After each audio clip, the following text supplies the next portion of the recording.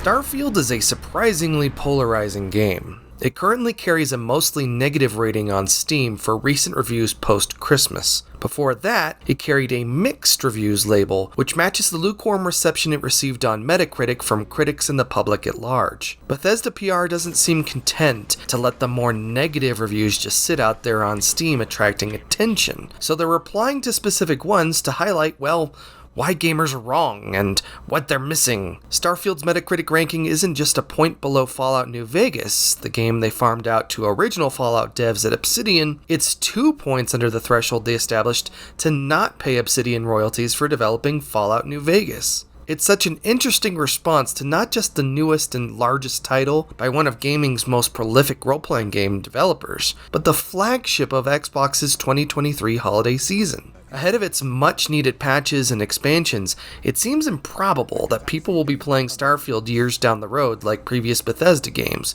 even as they inevitably re-release it for future platforms. Honestly, I think a mostly negative tag is undeserved, but more of a piling on than anything else. But gamers have no issue with piling on.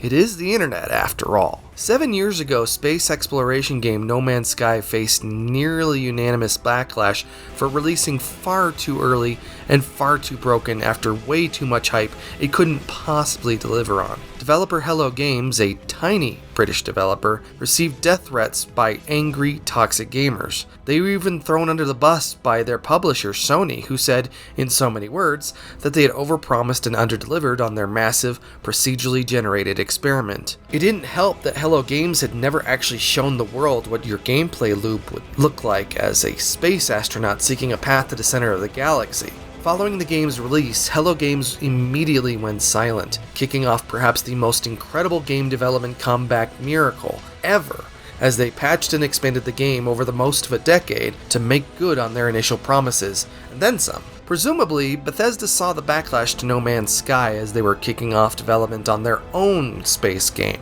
Rather than invent a whole bunch of new technology as Hello Games had, they opted to supersize the creation engine that had powered their previous games, even if they'd never made a space game before. While this allowed Bethesda to hit the ground running and create a vast universe of content for Starfield, it also created a game that felt like, well, a scaled-up version of their previous games. I've seen some spicy Starfield takes out there, but overall, the reaction to Bethesda's space game has been the opposite of the fury that gamers inflicted upon Hello Games. It's been broad, yawning indifference. But that wasn't apparent when Starfield released. Early embargoed reviewers glowed about Starfield when it was clear that they had barely enough time to complete the main questline and little else before submitting their copy or editing their videos. You see these outlets in the accolades trailer they released for the game because, cynically, glowing reviews for your much-promoted AAA game are what launch day reviewers are reliable for. Despite Bethesda promoting Starfield as their first new intellectual property in a quarter century and, space, gamers seem to fall off on the game pretty quickly. Starfield didn't debut with mixed reviews on Steam. They were positive and fell as players invested hours into the game. The game's antiquated design, uninteresting main quest, limited space gameplay, and Bethesda's trademark bugs and glitches became apparent as players grappled with what was supposed to be Microsoft's big first-party exclusive for the holiday. And yet for how much Starfield seems to have disappointed players, for how much it didn't light the world on fire, for all its flaws and blemishes, I had a pretty fun time with it, clocking about 120 hours worth as I make this review. Since its announcement at E3 2018, I have really wanted to play Starfield. As a kid who grew up with a love for astronomy, the space shuttle, and Star Trek The Next Generation, Starfield's firm embrace of hard, practical science fiction, with inspiration from NASA and deployment of JFK's inspirational speeches kicking off the American space age, rang really loud for me. Hell, even their early trailer draped with the Interstellar theme is enough to get my eyes moist. Space exploration with a Bethesda twist in which you could fly your own ship and craft unique narratives among the cosmos seemed like a slam dunk. Set 300 years in the future, the game fades in with you playing a miner out on their second excursion for the cost-cutting, profit-seeking Argos extractions. Your colleagues are out blasting rock in a reenactment of Star Trek VI's Repente, and you're instructed to check out a set of metallic crescents wedged in a rock that's being orbited by some floating metallic cubes. You extend your arm and, making contact with it, experience a trippy vision of the galaxy before waking up hours later to be scooped up by Constellation, a well-funded but extremely small explorers club who are looking to complete a full set of these things. In the past year, I've struggled to return to older Bethesda games like Morrowind and Oblivion, the latter of which I didn't fall in love with and it came out anyway. There's something about those titles that simply didn't age well to me, and my nostalgia wasn't enough to cover for it. Getting deeper and deeper into Starfield, I found what I liked about the game, but I struggled to understand what I didn't until I sat down to assemble this review. This was especially confounding since, among the people on the Nth Review Discord, only a few seem to have fallen in like with the game as I have, while several others fell off entirely relatively early. Microsoft's Phil Spencer, the head of their gaming empire, said that Starfield would not be a killer app, or a reason for people to toss out their other gaming platforms for Xboxes. This is an interesting comment not just because he was lampshading their gaming business to world governments to look worse off than it was, so they could spend $70 billion buying Activision Blizzard King, but because they gave Bethesda an extra year to work on this game. So what did Starfield do right? And ultimately, what went wrong? Is Starfield a game that will maintain orbit, or will Bethesda's habits bring it back down to Earth? Let's find out. It may not be the first, but it is the Nth Review, number 22, for Starfield, brought to you by my patrons at patreon.com/the Nth Review.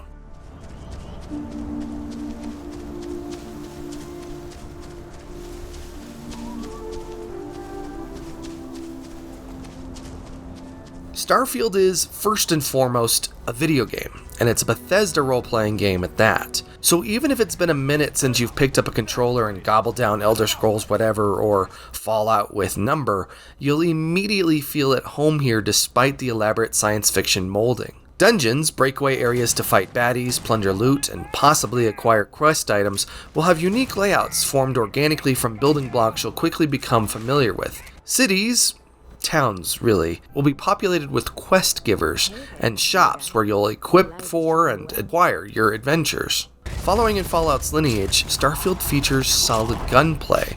When you're not running, gunning, or sciencing, dialogue still happens face-to-face with dead-eyed characters. They're more lively than they've ever been, but they're still not quite there. Improving on your skills, and there are lots of them here, requires using those skills with clever objective gates before you can rank them up. You can't simply point dump your way to mastery. The tutorial guides you through the first couple of hours, establishing the story and giving you some base level tools and controls. A recurring theme through the game and this review is that you're kinda on your own as far as figuring out some of the game's more exciting gameplay after this. Yeah, sure, you'll know how to move, look, shoot, and scan alien critters, but there's a lot of stuff in the game, even stuff from the pre-release hype materials, that begs you to visit Google to figure out. Starfield features not one, but two of what Starfield director and Bethesda figurehead Todd Howard calls step-out moments, in which a door reveals a vast expanse of potential. They're smaller in scope here, there's no vast landscape to conquer from the get-go like in previous games, but don't let that conceal the fact that Starfield is a dramatically larger game than those. You'll run into multiple instances, perhaps like I did, of a cognitive burden of entering a new town or settlement and having to glad hand the locals and learn where all the sights and sounds are. And then there are the quirkier Bethesda trademarks. Your companion will still periodically say something immediately upon entering an area. Butler spends a fortune to maintain the lodge, but I'd say it's worth every credit. There's still a time skip mechanic to pass the time, but because everything in this game seems to be available at all times, I only ever used this a handful of times. One of those moments was related to the fact that merchants only have so much money at any time. So in the very particular instance where you have a particular merchant that only buys particular items, you'll have to sell them a limited amount of what you have, then wait 24 hours or longer so they replenish with money so you can sell to them again. By the way, you'll see in here some footage that looks a little less good than the others, and that's because it's from a stream I did at some point. Law enforcement can still catch you if you steal, even if they don't do so immediately, and the game still keeps track of it through a bounty meter. I seriously carried a bounty of a single credit because I stole something small off a table somewhere, and someone saw it. That's fine. Just make sure you take care of this soon, and don't get yourself in any more trouble. But just like the armored guards of Morrowind 2 decades ago, the penalties are the same. You can turn the stuff over and pay a fine, you can fight law enforcement to the death, or you can end up in a literal jail. Honestly, I'd prefer the game just kill me immediately with an anti-theft security system, because it'd be so much easier than dealing with the police or save scumming. This is probably the first Bethesda game where being a thief was impractical, not just because of the old school penalty, but because so much of what you want is readily available everywhere. Starfield embraces a practical hard science fiction aesthetic that Bethesda calls NASA punk. As spaceships break for orbit, you hear the popping sounds in their rocket fire. The surfaces of the ships you fly and the bases you plunder are packed full of greebling and useful tools that were clearly designed for utility first and aesthetic second. Storage lockers and chests aren't just boxes with doors that pop open, they look like they could survive atmospheric re-entry or the frigid cold vacuum of space. Constellation, despite being a billionaire's explorer club, commands a bright graphic design system that you could easily imagine being stitched to an astronaut spacesuit. It's an aesthetic that's refreshingly at odds with the stylized, simplified curves and looks-for-looks' sake design that we saw in the Star Wars prequel trilogy, the Mass Effect games, and a lot of 90s science fiction onward. Starfield's look is evocative of an era where we pursued space travel as a goal of humanity, or really just hyperpower politics, rather than the plaything of people who are far too rich. There are big spaceship models floating or mounted everywhere, which is extremely cool and entirely odd, because they're displayed in such a way that portrays their rarity or aspirational function, rather than the fact that they're entirely commonplace in their universe. Despite the refreshing look that Starfield brings, the robots of the world feel very familiar. Vasco is yet another snarky robot in the vein of Knights of the Republic's HK-47 or Alan Tudyk's reprogrammed Imperial security bot in Rogue One. He's joined by various older robots across the universe who interpret things far too literally to comical effect. Tell me something I don't know, Styx. Affirmative. The word nurdle refers to a blob of toothpaste placed on the bristles of a toothbrush. But the NASA punk look extends beyond the look of the environment. It's in your face with everything you do. It feels like the next generation of Fallout's green screen interfaces with simple bounding boxes dressed in cool gray coloring, lively animated transitions, a universal utilitarian typeface, and the sound of crackling hard drives accessing and saving information. If it had an annoying analog fuzz filter, it's easy to imagine seeing this kind of interface in 1980s movies and tie-in VCRs, which is totally not a diss. One fun little element, and I can't emphasize the little enough, is the watch that Constellation member Barrett gives you upon rescuing you from the cruelty of mining work to become an interstellar explorer. He says it'll serve as your key to get into Constellation's headquarters, affectionately called the Lodge, and it becomes a permanent fixture of your UI. It's a throwback to when watches were essential pieces of kit for the Apollo astronauts, but it definitely looks more like a 2015 fitness smartwatch than the Omega Speedmasters that the astronauts wore. I'm not kidding when I say that I forgot about the watch entirely after the moment in the game, or that the UI was made to resemble the watch face until I rewatched the Starfield Direct from E3 2023. There, they announced that they were selling a real one with a neat case with the special Constellation edition of the game that retailed for $300. Unfortunately, Bethesda has an absolutely dreadful track record with the quality of its physical tchotchkes, and this one is apparently no better, which is on top of the fact that the watch has little smart functionality at all, when it isn't breaking entirely, according to customer feedback. Cynically, you could say that the inclusion of the watch at all was just a merch plug, which it definitely was, but we did get the Microsoft-produced Constellation Edition controller and headset, which are much higher quality. Side note, I went down the rabbit hole on those Mega Speedmasters, and they're going for dramatically more than the $300 box of game trinkets you could have bought. The basic model goes for $7,000, and they soar up into luxury car prices from there. People have way too much money. What Bethesda has made a frustrating experience over the years, however, is handling inventory. Since Fallout 3, they've shed the information density of their grid-based inventory systems in favor of text-based lists, later augmented to include a model of the item in question. Starfield's main menu breaks away from the burdensome double tabbing of previous games, in which you tab between major sections and then tab through each section individually. Instead, you're presented with a radial option at a top level, and then you tab through each section individually from there. It works so much better. Buying and selling happens in a single list format rather than presenting the buy and sell windows simultaneously like the Fallout games. I wish the header featured the other tabs, indicating more clearly whether you're buying or selling and where from. I've definitely sold stuff out of my ship that I didn't intend to. Something I experienced while playing the game that I have not experienced in any other game and haven't read about in Starfield reviews elsewhere is the timing of the B button in the UI. A short press will bring you to a higher tier, but a long hold will bring you back to the game. The short press, however, is a bit too short, and it took me a while to realize this. Simply tapping the B button in a lot of menus won't do anything. It seems the target length of the hold is shorter than normal by however many milliseconds, so you need to quickly tap the exit submenus. This actually hindered some of my early gameplay and made me think features weren't there when they were, especially with the star map. If you've experienced this, leave me a comment. And like and subscribe, of course.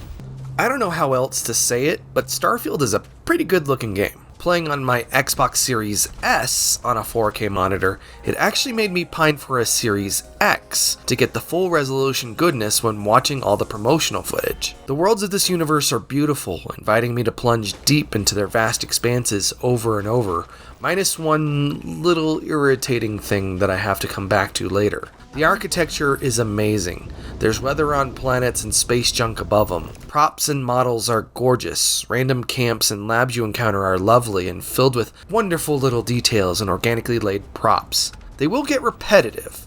Yes. Yes. Definitely. The rocky expanses of so many of these worlds provide their own photo mode moments. I don't typically use photo modes in any games because I just don't care, but I was completely compelled to do so here. The cool part is that those photos will even circulate into loading screens as backgrounds. It's not always perfect though. There are weird HDR issues entering and exiting spaces where it doesn't clear light quick enough. This is especially weird during nighttime scenes. There's lens flare even though you're not wearing a helmet, which, I don't know, maybe you have compound glass eyes or something. There are the occasional crunchy textures despite being in a world that almost made me forget about them. Like seriously, this game renders spreadsheets and data tables so incredibly well that it's jarring when I can almost press X to lick the pixels on the display. The frame rate is typically solid, but it'll hitch occasionally. There are the rare scripted scene changes that cause the game to freak the feck out too. Aesthetically, Starfield didn't go quite as hard on the 70s stuff and the hard drive rumbling and the keycap clacking as the NASA punk hype led me to believe. There weren't quite enough pure white spaces and retro-looking computers. Selfishly, I pined for reel-to-reel data recording and other period artifacts, something that I think the Anacrusis and Deathloop nailed. There's plenty of Space 1999-inspired spaceship design in here, but it's not quite enough. Like the Constellation Watch, the game's design vibe feels like it ping-pongs between its retro inspiration and something that looks inspired by the new Hummer EV. In that vein, the game is also happy to chase a few modern design angles, whether it's the geometric architectural schemes of buildings that were reminiscent of Deus Ex Human Revolution, which, as I pointed out in my review for that, was seemingly inspired by the late Zaha Hadid. Go watch that review too. Or look, here's the dusty American West schemes of the Freestar Collective, as if Bethesda were making a Red Dead Redemption kind of thing, minus the horses. Yeehaw! In fact, the game can't seem to visually distinguish centuries of its own fiction. It looks like the 80s cartoon Galaxy Rangers, except technological advancements stopped immediately after aliens arrived on Earth, seeking our help. Please, someone tell me you get this reference. In one quest, you encounter a colony ship that's been traveling on slow mode for 200 years from Earth, a generation ship that finally arrives at its destination planet, only to discover that its warp-enabled inhabitants beat them to it long ago. This quest has a lot of big problems, many that Jesse Gender tackles in their video about Starfield, which I've linked below. But not only can you easily dock with this ancient colony ship, all the assets inside look exactly the same as the ones you can find in the universe that you already live in. Ancient airlocks look and function identically to modern ones. All the computers seem to use the newest version of the same operating system, no matter how old they are. Whether it's on the ruined surface of Earth that humanity abandoned centuries ago, modern, ancient, military, or civilian, all the computers look and work exactly the same, minus a few color and wallpaper changes. I eventually got the vibe that Bethesda was trying to replicate the timeless aesthetic of their own Fallout or even Star Wars, where you can set it in any period and it will look and work the same no matter what. But you look at 50 years of NASA's development and it's really different from beginning to end. So stretching a single aesthetic across multiple centuries is a much harder sell. Maybe the amount of new art they would have had to make was too much. Maybe the challenge of making new gameplay that affected only a small sliver of the game's content was a bridge too far. Any way you spin it, it doesn't look good. On the flip side, the sound design is incredible. The audio stingers are great, the gunplay feels like it has more weight because of the sound effects, even crushing through brutal alien landscapes is great. The music, however, didn't do anything for me. It's a lot of pretty unremarkable space movie score with soaring orchestral bits that I only picked up on when watching and cataloging my footage. It's ever present, kind of like a white noise. It reminded me of that Every Frame a Painting video where no one can remember any of the music from a Marvel film because, in part, it's being used to fill space rather than provide any function to the scene. I didn't even notice the music much except when approaching the artifacts because then it sounds like an orchestra tuning up, which seems pretty cliche. Like, I thought it was silly when Sony implemented it as their boot-up sound to the super expensive PlayStation 3, and it seems especially on the nose here. My feelings on all of this are compounded by the fact that Bethesda produced an entire Constellation Log mini-documentary about it, featuring Bethesda's favorite composer, Inon Zur, so clearly they thought this was a big deal. The thing is, I can hum Jeremy Soule's theme from Morrowind 21 years later. I can remember the heavy piano chords of Zur's own theme for Fallout 4, but I can't remember any melodies from Starfield, even though I was exposed to the main theme a lot in the main menu on a regular basis, because the game crashed a lot.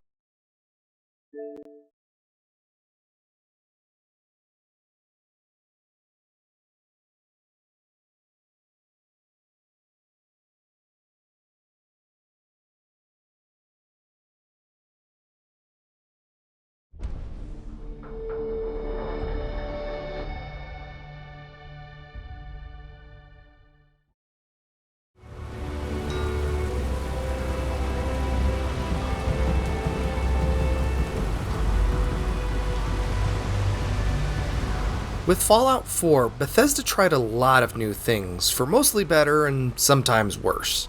They seem to have a philosophy similar to Sid Meier and Firaxis with their Civilization games, where they keep a third of the game the same, change another third, and then implement new things in the final third. For Fallout 4, one of their big tweaks is that you are no longer a silent, null protagonist. You inhabit a pre-written character who serves as an integral part of the story, not just the avatar that cranks the lever to make the story box play. I guess people liked it a lot less than I did.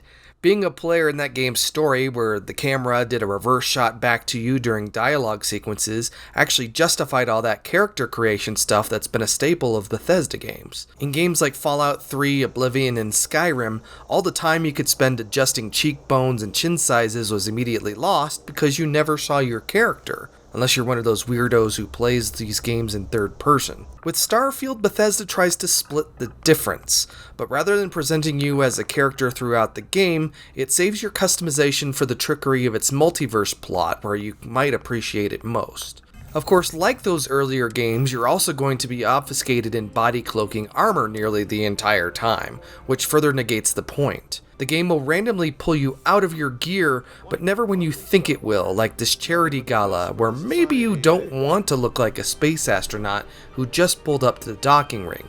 I only really discovered these moments when I stepped out of my ship and the game warned me that I needed to put on my spacesuit or I would freaking die. It would be so tempting for Starfield to turn you into an intergalactic savior from the moment you have your vision. Bethesda's not new to it, gaming's not new to it, but Starfield does try to ground expectations and save its vast scale for the game's universe and not its expectations of you.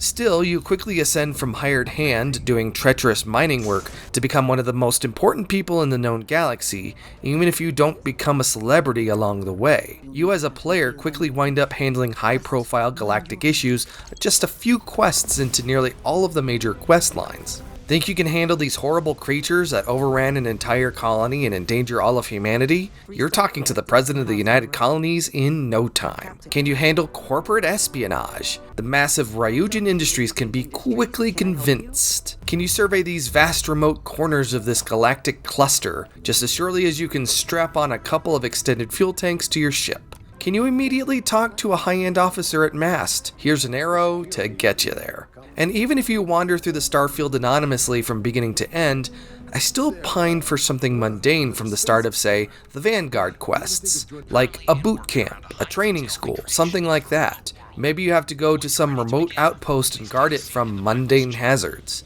And yet it seems that no matter where you turn your head, you are plugged into the power system of the universe from the get-go. I understand Bethesda's desire to get you to feel like you're accomplishing something important in Starfield, making you feel like a badass handling issues that transcend any individual world to mandate interstellar travel, but it also makes it feel like, a video game. But there's a logic hole in having a main character that inhabits this universe and is having to ask everyone what's going on, as if they emerged from a Fallout vault into a strange new world. In this way, the big vault doors you encounter make sense. You pick your character's background in an abstract way that dictates your early abilities, but it never made much sense that you would come to as a person in this universe in the game's opening moments without any clue as to what's going on, who anyone or what anything is, and with no history having existed anywhere in the universe. You have no backstory, no friends to reunite with, and only some family if you pick up the trade in the character builder. There are no personal quests to follow up on things you've done before you ended up deep underground with Argos extractors. Nothing. But then there's the whole premise of Constellation too. Throughout the game's promotion, Bethesda pitched Constellation as this well-funded NASA-like group of explorers, a group spoken of in-game as if they are agents of mythology. And yet at its peak, NASA was a massive government entity with nearly 500,000 people, and this is, not quite a dozen people noodling around trying to find these artifacts and philosophizing about whatever while sipping expensive booze. They don't even seem to have helpers out in the field or any uniformed staff at all coordinating with you as you move around the galaxy. I understand it's a well-funded enterprise, but its incredibly small size never made much sense to me, and it made skipping out on the main story that they're the stars of that much easier. Starfield follows Fallout 4 in another big way by having you develop your character through unlockable discrete abilities, rather than manipulating your character's stats directly. It streamlines decision-making by removing the ambiguity of whether adding 5 points to your stamina or 6 points to acrobatics is something that will produce meaningful results in the game world. It also removes the nuance of character development, which now boils down to, do you want to do this specific thing at all? And then, do you want to do it better from there? Which, in turn, will often tweak some unseen variable you would have directly changed in an older game. The character backstory you choose dictates a trio of starting abilities, so you have something to work with out of the gate. But character creation also offers you a trio of optional traits, such as the adoring fan companion, a dream home you can buy to store your stuff in, or an empathy trait that opens dialogue options. But with so much more you can do now, it doesn't feel like the game gives you enough points to tackle it all, with a single skill point given each level. In total, there are 82 skills spread across 5 talent trees, each with 4 tiers, which means that you'd need to reach level 328 to master everything. For reference, after nearly 120 hours of gameplay, I only reached level 48. What this does, and I don't know if I can emphasize this enough, is that it makes a lot of the game inaccessible. Like previous Bethesda games, it mandates specialization, but there are basic gameplay elements that won't work at all until you've invested even more points in them. Early on, Constellation leader Sarah, my first companion, wondered why I wasn't using the booster pack she gave me when I'm taking fall damage jumping off tall ledges. but you can't use your booster pack until you activate that skill, and the game doesn't tell you that. I would have done much better in the UC Vanguard Pilot Simulator, which launches waves of enemies at you, if I'd been able to use thrusters to strafe them by activating the piloting skill, or even been taught it existed. In this way, Starfield produces these gaps where you know you can do something in the game, even bragging about it in the promotional materials, but the game itself isn't clear about how to do it. It creates this chasm where a lot of the game's most interesting gameplay is buried deep in these talent trees that take vast amounts of playtime to unlock. At the same time, it makes many top-tier abilities more disappointing when you do get to unlock them. For example, why invest in pharmacological research when you can buy nearly anything you need at the Interstellar Corner Store without the need to find all the ingredients? It's not like the game allows you to become some kind of interplanetary Walter White. Why would you invest in starship design if the starter ship and the modules you can install from the get-go do nearly everything you need them to do? What's the point of unlocking outpost design, etc.? But there's another issue. Even if you do unlock an ability, the base rank is usually so neutered that you're not encouraged to invest in higher ranks when there are so many other compelling options, or the game doesn't tell you how to use them. Why unlock that piloting ability I mentioned earlier, which is essential for endgame space combat and larger encounters, if the game doesn't tell you how to use the thrusters it unlocks? Why are you going to invest in manipulation to control enemies if the base level is lame? In the Ryujin Corporate Espionage quest line, you can acquire a mind control module that activates manipulation. If you manipulate one of the soldiers in a group, they'll attack each other, but only sometimes, and then it wears off and they stop attacking each other. On top of being hard to stage these things because of the game's open format, it was also hard to use at all because targets have to stand perfectly still while you issue the commands with your scanner. The Starfield Direct shows off a version of Xeno manipulation that lets you manipulate aliens into doing stuff with a menu of options. It looks a lot like the interface and abilities for 2012 Syndicate, where they let you manipulate others in compelling ways. In other words, it looks sick. But here, it's not nearly that interesting.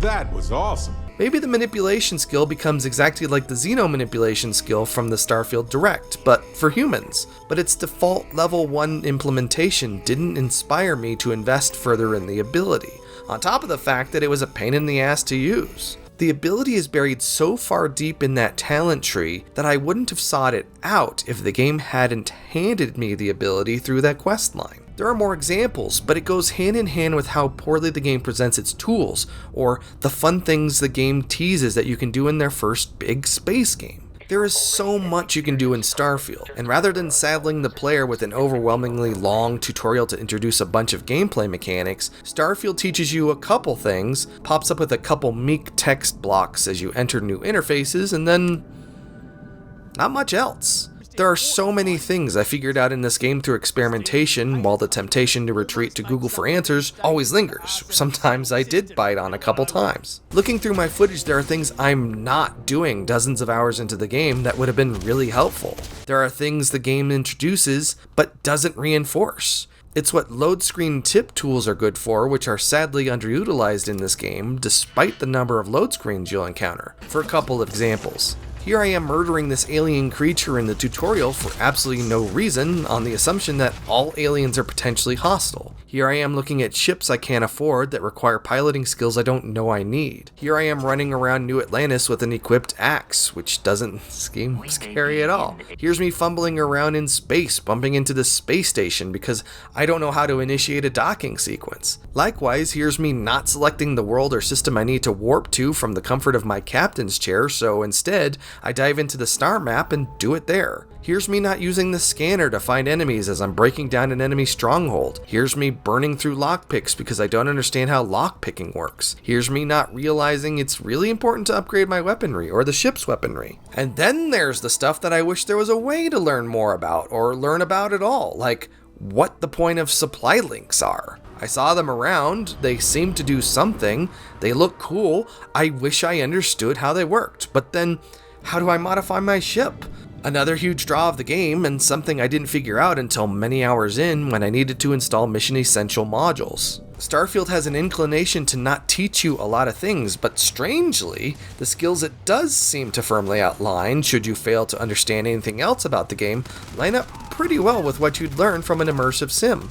As someone who's played and reviewed a lot of immersive sims for this channel, the moment-to-moment gameplay of Starfield, the vast majority of it anyway, lines up really well with the plurality of experiences you find in one of those. That's not really surprising since immersive sims are just hyper-specialized RPGs with specially designed possibility spaces, and Bethesda makes RPGs that have become increasingly detailed and incredibly focused. Bethesda comes to the immersive sim kitchen with Starfield through brute force, rather than the tailored design of an Arcane or Eidos Montreal game. Of course, the tighter tolerances of ImSim gameplay don't quite line up with Bethesda's open-ended levels, so Starfield doesn't deliver quite the same thrill as Deus Ex or Prey do. Still, there are some trademarks of the subgenre here, like the occasional vent that allows you to bypass encounters or flank enemies, or the terminals that you find that control enemy robots and turrets, allowing you to turn them against their masters. But since this is a series of largely non-linear situations, I typically only found these terminals after I destroyed the robots.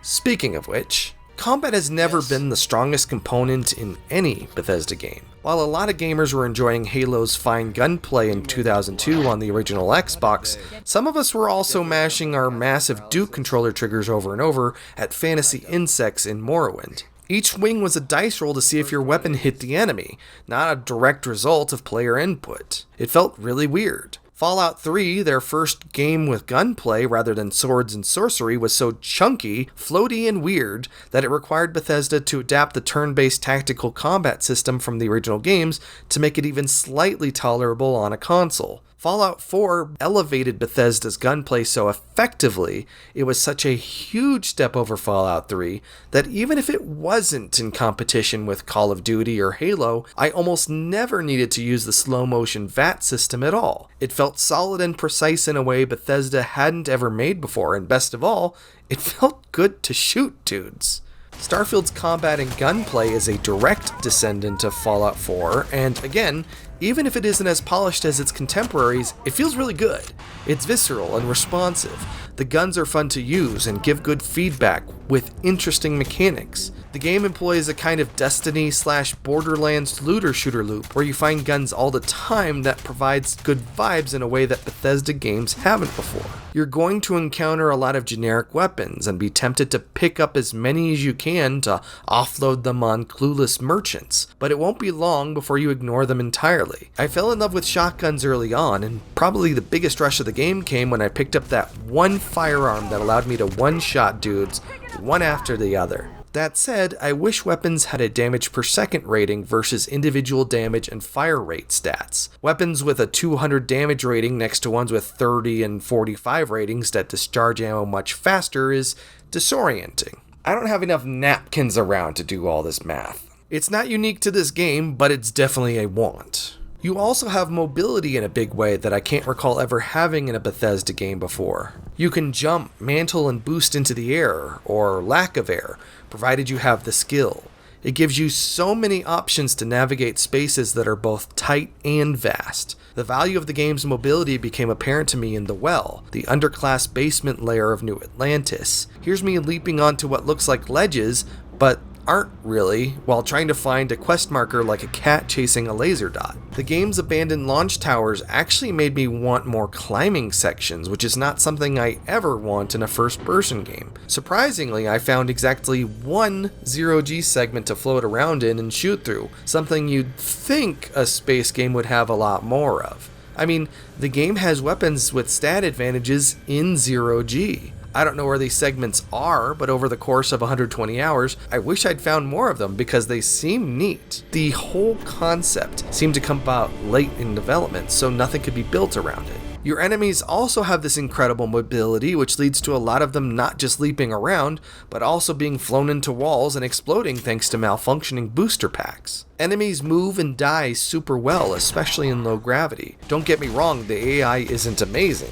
It tends to do the weird stuff that AI does in open spaces that aren't strictly defined. It mantles over guardrails, it gets stuck indoors, or it'll just stand there not doing anything. The most annoying issues seem to come from my companions, who tended to walk directly into my way during combat like my cat does when I'm doing anything. They would freak out when I took out my mining laser and began mining minerals from inside a settlement like Cydonia because they thought I was initiating combat. Thankfully, neither my ignorance nor theirs could ever kill them. They simply fall over until combat's done.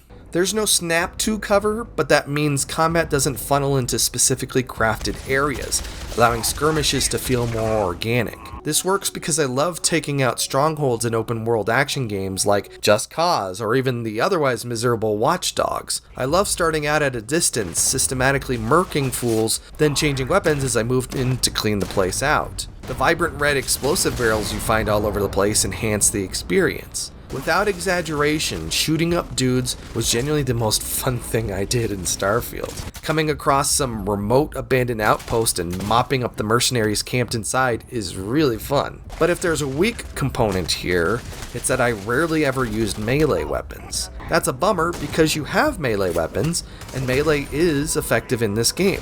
As I played, I considered whether it would be a good idea to have your melee button bring up the melee weapon instead of just using whatever you're carrying to smack baddies, but that seems complicated and unnecessary. Hand in hand with combat in a setting that invites immersive sim gameplay is stealth. In Starfield, it's pretty not good. It makes me wonder if stealth was ever good in a Bethesda game, since I rarely used it except to steal stuff in older games. I've always felt compelled to take it seriously, but it's always felt incomplete and unreliable. It's no different here in Starfield. Stealth gameplay requires some pretty strong guardrails to be truly successful, which Bethesda's open world designs don't really allow for. While a lack of Snap 2 cover works great for the game's combat encounters, it doesn't work well for providing specific places to be hidden. Think what you will of Eidos Montreal's Deus Ex games, they nailed how stealth works because their cover system provides discrete places to hide when they didn't have the pitch black spaces that the Thief games and the original Deus Ex had. Activating the game's stealth skill, which provides an optional stealth meter that came pre-installed in previous games, reveals that the game's stealth relies pretty heavily on RNG, rather than you authentically being out of view. And that's on top of the fact that perceiving whether enemies can or will see you is hazy at best, since there are no cones of alarm or anything to highlight where and how your stealth will work. At least the 2014 Thief reboot accomplished that. It's not terribly difficult to see why Bethesda didn't install more effective stealth mechanics, because they would have only been useful in a handful of indoor environments. And yeah, I guess I could have upgraded my stealth skill further, but with so many points in gunplay that provide more interesting immediate results, I voted against that. Another issue, again, is your companion. Since I haven't explained it yet, the game lets you keep another character with you. They help you out with combat and dialogue while providing some extra personal quest lines to work through, which they will insist you engage in on a regular basis. In the context of sneaking around places, you can see how this becomes problematic. You can park your companion outside of a mission space so they don't attract attention, but sometimes you can't. In a mission where you sneak into a secret military outpost, my companion Barrett would keep getting both of us caught until I managed to find an ensign's uniform so that I wasn't suspicious looking. Because of the game's design, I couldn't give Barrett a uniform to dress in too, so the game decided that because I was costumed and hidden, he was too. They had no issue letting him through this secret installation as my companion. I assume the two of you are together? Of course. I go where they go. Then you're both clear. As strange as that was, it pales compared to the stealth challenges that Ryujin Industries has for you. In one quest, their chief of security had me break into their own multi-level headquarters to uncover an internal mole. This results in a difficult quest to navigate their offices, which are populated by roughly 1 billion guards. Firepower inevitably won out because the game couldn't effectively define safe spaces beyond the vents I could hide in. Beyond a first-degree burn from the security chief afterward, no one really cares that a bunch of security staff are missing and their headquarters was shot up. Actually, I cared because the game kept giving me a trespass warning until I reset the game. In another Ryujin quest, maybe it's the last one, you have to infiltrate a rival company on New Atlantis to steal a prototype from their labs. It's here that the game does its absolute best to provide some guardrails by giving you a pretty deliberate path to travel in the suspended ceiling and light fixtures.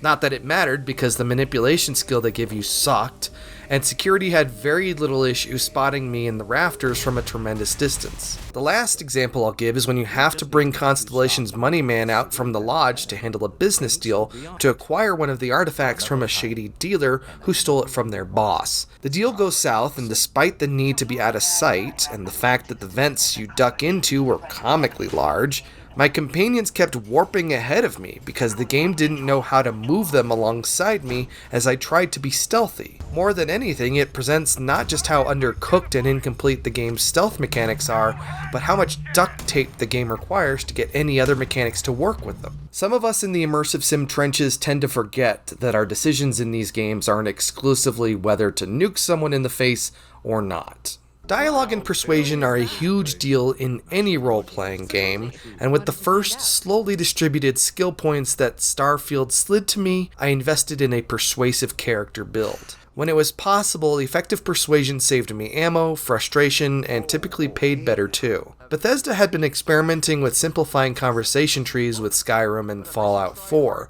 but player feedback was fierce. For Starfield, they reversed course. The skills you activate and the companions you have with you can pop up as dialogue options, evocative of other games that aren't Fallout 4. If you have starship design activated, you can more easily convince someone at a ship design meeting. If you have medicine unlocked, you can more easily convince a guard to let you into a medical wing. Your companions can step in and grant their wisdom as well. You can spare us the performative stonewalling. We simply need a moment of his time, and you needn't hear from us ever again. But like Starfield's other abilities, until you rank up your skills high enough, persuasion feels very RNG-ish and unreliable. The color-coded probabilities of success feel banded together on the low end, so a yellow or red option seems just as likely to work as a green one. It's such an interesting ride when you keep hammering greens and the person you're talking to keeps pulling their gun on you with one turn and then putting it back with the next. And then there are options that will result in critical successes, and it's hard to say if those are predetermined options or if your skill just rolled a billion. If the other three immersive sim tentpoles don't work, you can usually bypass the worst of it with special tools and puzzles. Lockpicking and hacking, handled with the same digipick device, thankfully, is how you get into places you shouldn't be, accessing controls and information you shouldn't be touching. Whether you're opening lockers, chests, forbidden computers, utility closets, and more, digipicks are a necessary tool. They are perhaps fairly rarer than I expected and not commonly carried at Starfield's retail locations. How you use them is actually kind of irrelevant to why I like them. Starfield's lockpick minigame is probably my favorite of any game ever, and I've played all those Thief games and all those previous Bethesda games. Deadly Shadows had the best lockpicking minigame. Just saying. Like so many other interesting aspects of this game, I wish the game taught you how this worked. I wish it taught you how to think about the provided pieces and how and when to properly use them across a variety of lock layers. Once you figure all this out, it is incredibly fun, especially as you tackle more difficult locks. This is a mechanic strong enough that it could be its own mobile game, honestly. Oh look, it's a Bethesda game. Oh look, it's a modern role-playing game. Oh look, it's kind of got some immersive sim vibes. Guess what that means? Lots of hecking junk everywhere. What are you going to do with all that junk inside of your trunk? Lots of stuff, apparently. It might be hard to understand these days, but in 2002, it was pretty mind-blowing that basically every single object in Morrowind was something you could interact with. You bet your butt I was stealing individual forks, candlesticks, and plates until my inventory became too heavy and the game wouldn't let me move anymore. Over the years, as graphics have gotten better, the amount of junk in these virtual worlds has increased, but initially at the trade-off of reducing its grabbability. One of my biggest complaints about Deus Ex Human Revolution, which you can see in my review for that game, is that the universe is filled with stuff that you can't interact with, which made its levels feel lifeless and static. Starfield splits the difference between Morrowind and Montreal by providing objects you can't take, but also providing far more stuff than you could ever loot. In fact, for the first time that I can recall, your companion in Starfield regularly reminds you to not pick up everything unless it's actually useful. But it's so tempting. There are shelves everywhere, chests and lockers locked and unlocked in abandoned facilities all over, where that stuff contained within is never going to be used again. Sadly, I never consistently found any single item to fill my spaceship with, like they tease with the sandwiches in the Starfield Direct, or with all the lamps I stole way back in Morrowind. Starfield still features encumbrance in its vain attempts to keep you from overloading your character with crap, but it tweaks it for the sake of quality of life. Rather than slowing you down or stopping you entirely as you step over your carrying weight, or preventing you from crossing the limit entirely, your character fatigues quicker. You don't have a stamina meter, you have a fancy stamina meter, where your oxygen depletes and your CO2 builds. If your CO2 builds too high, you start running into trouble. On top of all that, you can mine nearly everything you spot too, except for the things you can't. It opens up a whole new dimension of gameplay, but just whipping out your cutter to snatch up individual rocks sounds a lot more useful than it actually is. From the game's earliest moments, you have access to a bunch of machines to research stuff, manufacture stuff, and modify your weapons and suits and stuff. Stuff. You can tell the game to track the ingredients you need to bake your recipes. But what inevitably happens is that you come across a bunch of stuff with tracker icons that you set up a long time ago and can't remember why. But why do you need any of this when you can buy nearly anything you need and there's plenty of ammo, money, and medkits everywhere you go, even if it's not the specific kind you're looking for? Why invest in modifying your weapons and armor, which I still did from time to time, when better equipment is usually right around the corner? That said, it would be nice to have a tracker for ammo, because the stuff you find in the environment winds up becoming a confusing number soup. I found that I was regularly flipping back and forth between tabs when buying from a merchant because I couldn't remember what ammo my favorite guns needed. But all this stuff is just how you play most of the game. What and why you do it in this big universe is another matter entirely. I hoped Starfield would deliver the Fallout in space everyone hoped for. It ended up as loading screen simulator as you run around killing everything across barren worlds and boring flat cities. Skill checks were infrequent, and the space travel felt unnecessary and included more for a gimmick. I couldn't even bring myself to finish it, and I'm thrilled it only cost me a month of Game Pass to experience. Patreon producer James, just a bald guy Wyatt.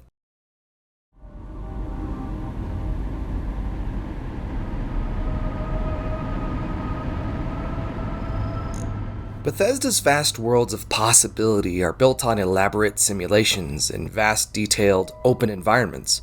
It's their trademark. It's also the source of their spontaneous bugs and glitches that make for good clickbait. But all that's just the setting for what you actually do. Quests. Yes, the actual meat of any Bethesda game is authored content that a designer and a writer and a scenario developer put together months or years before the game even releases. When the scripted content inevitably clashes with the open-ended, unpredictable stuff underneath, that's when the game feels most like a game. But Bethesda knows this to some extent, so they offer a stratified mix of authored content, from the strict hold-my-hand main questline that's clearly the focus of their production dollars, to tiny things you can accomplish while wandering across Starfield's volume of empty worlds. At the top you have the Golden Path, then the faction and secondary quests. They'll be more procedurally generated, but still specifically defined content like the mission boards, alongside other random quests that you encounter. Then you have this game's surveys, in which you can document planetary assets for cash. I break these down as on-road content and off-road content. For those who find the overwhelmingness of open-world games overwhelming, Bethesda spends a lot of money on Starfield's on-road experience to set up some relatively firm guardrails and waypoint-to-waypoint gameplay. You don't need to learn too many of the game's mechanics, you don't need to visit too many worlds, you don't even need to invest too many hours to knock out the top-tier stuff. The game has plenty of restaurant buffet stuff that you can tackle as you see fit in the off-road tiers. The best part, if you're committed to not just mainlining the game and calling it a day, is bouncing between these two broad tiers of content. You seek answers from the game's coaster-like storylines, then faff off as you see fit, when you see fit. There are some enjoyable quest lines here. One chain involving acquiring supplies from Martian miners has you applying to become an assistant to a sorry Corpo exec, before ultimately blackmailing the governor of Cydonia, if you want. In another, you encounter a sentient Juno probe that vibrates with V'ger energy. In still another, there's this bank vault ship where every door you don't unlock and every security computer you don't hack on the way to the digital gold will work against you in your escape as the ship begins to collapse around you. But sometimes they're contrived. I need to talk to the ambassador from the Freestar Collective on behalf of the United Colonies to get her to agree to give me a code to unlock a vault so they can unlock archived knowledge to save the known universe. She doesn't want the United Colonies to have that knowledge since they used it against the Collective decades prior. Fine, that's fine. I failed a persuasion check and wasn't sure how I was going to get her to agree to give me the code. Turns out in the next room over, there's an employee with a chip in their shoulder who advises me to check out evidence in a planter in yet another room nearby that I can use to blackmail her. In the course of a few minutes, I've got incriminating evidence that will help save the known universe. I guess I didn't realize how much blackmail was in this game. And sometimes quests are just tired. A quest giver wants you to do something for them by meeting with another NPC. You meet with that NPC and in turn they want you to do something for them, which leads you to yet another NPC or task to accomplish. If your persuasion, bribery, or some other speech-related skills are good enough, you can usually dance around this quest delegation funnel. This funnel can be fun, like that Cydonia quest I mentioned earlier, but it becomes substantially less impressive and dramatically more tiring each time the game uses it. Quests also volley in how much agency they give you to figure things out. It never approaches a gold standard like Deus Ex, where you feel like an entry-level detective, but sometimes it sets up scenarios where you can figure things out on your own. An example that comes to mind immediately is checking out various computer terminals on that secret military outpost I've infiltrated to make my way through security checkpoints so I can bullshit my way into becoming a test pilot for an experimental craft. It truly felt like I had to figure the scenario out. And then a lot of quests are the opposite. They set up an arrow on your HUD and you go to that arrow and talk to someone or flip a switch, which sets up another arrow on your HUD, and so on. Having to make multiple jumps to land on a planet so you can jump through another load screen or two just to deliver some information to an NPC verbally is boring as shit. Nikki Jakey complained about it too, but this idea that quests, many quests, employ you as a long-distance telephone when faster-than-light communication is something that clearly exists is tiring and unrewarding. But then there are quests that could allow you to solve something on your own by defining a quest space and giving you just enough information to figure something out, but they don't. Instead, they'll tell you that there's a needle in a haystack and the quest marker will point it out immediately, over and over. If you use the scanner, you'll even get a guiding arrow if you're truly lost, which actually does help from time to time. This is all complicated by the fact that the quest list can get very long as you move across the Starfield. Initially, the number of quests is welcoming, highlighting lots of opportunities, but even with tabs to sort things out, it becomes burdensome. How nice would it have been if quests had some graphic to go with it, or if you would have been able to sort out quests that are happening on whatever planet you're on or system you're in. Having this dense text-heavy list of so many quests that are little more than hops from arrow to arrow kind of makes them all feel like busy work. Thankfully, there's plenty of organic and environmental storytelling to buffer you between the quest arrows. I break into an apartment to find a dead guy splayed out on the ground in a pool of his own blood before a robotic guard dog attacks me. Turns out the guy was a douchebag who took possession of the robot dog illegally without paying his vendor, and the vendor turned the robot dog on him, violently. Wandering across the vast empty terrain of Rocky Worlds, you can come across a research farm where everyone's dead. There are even strongholds where pirates have clearly made themselves at home. But where Bethesda spends its narrative dollars and builds its promotional campaign around is the Golden Path, which serves as the game's backbone from its opening moments. Starfield does a really good job easing you into its big universe with its initial tutorial experience. It's such a gentle ride that its step-out moments, where the outside world looms large on the horizon with opportunities, don't feel quite as paralytic as previous Bethesda games. I can say anecdotally that those moments caused a lot of people to fall off their games immediately. Inversely, I've heard complaints that Starfield's relatively linear first few hours made the game feel smaller and less enjoyable than previous games. No one wins, I suppose. After a couple of combat encounters, a small dungeon, and some jaunts through space, the game wisely places you in its biggest city. New Atlantis provides so many opportunities from the get-go, rather than resting on the horizon like a challenge. It's the tiny, well-funded Constellation Club based here that got me out of the mining pit the game opens in. Constellation provides the trade dress of the game and serves as the highlight of the game's promotional campaign. It's clearly a big deal. After chatting with all of Constellation's unique members and exploring the vast lodge that serves as his base, I decided that I didn't really give a shit about any of it.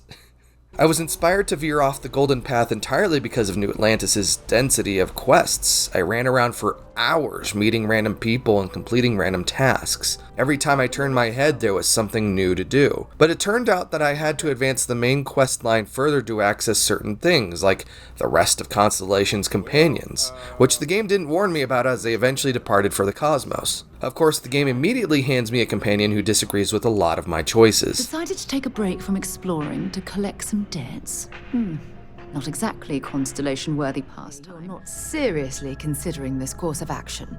The last thing we need is UC security. I'll follow your lead, but I wish handling our tree issue didn't involve using illegal methods to get them. Is it absolutely necessary that we have to help? That we helped this imbecile worm his way out of the situation?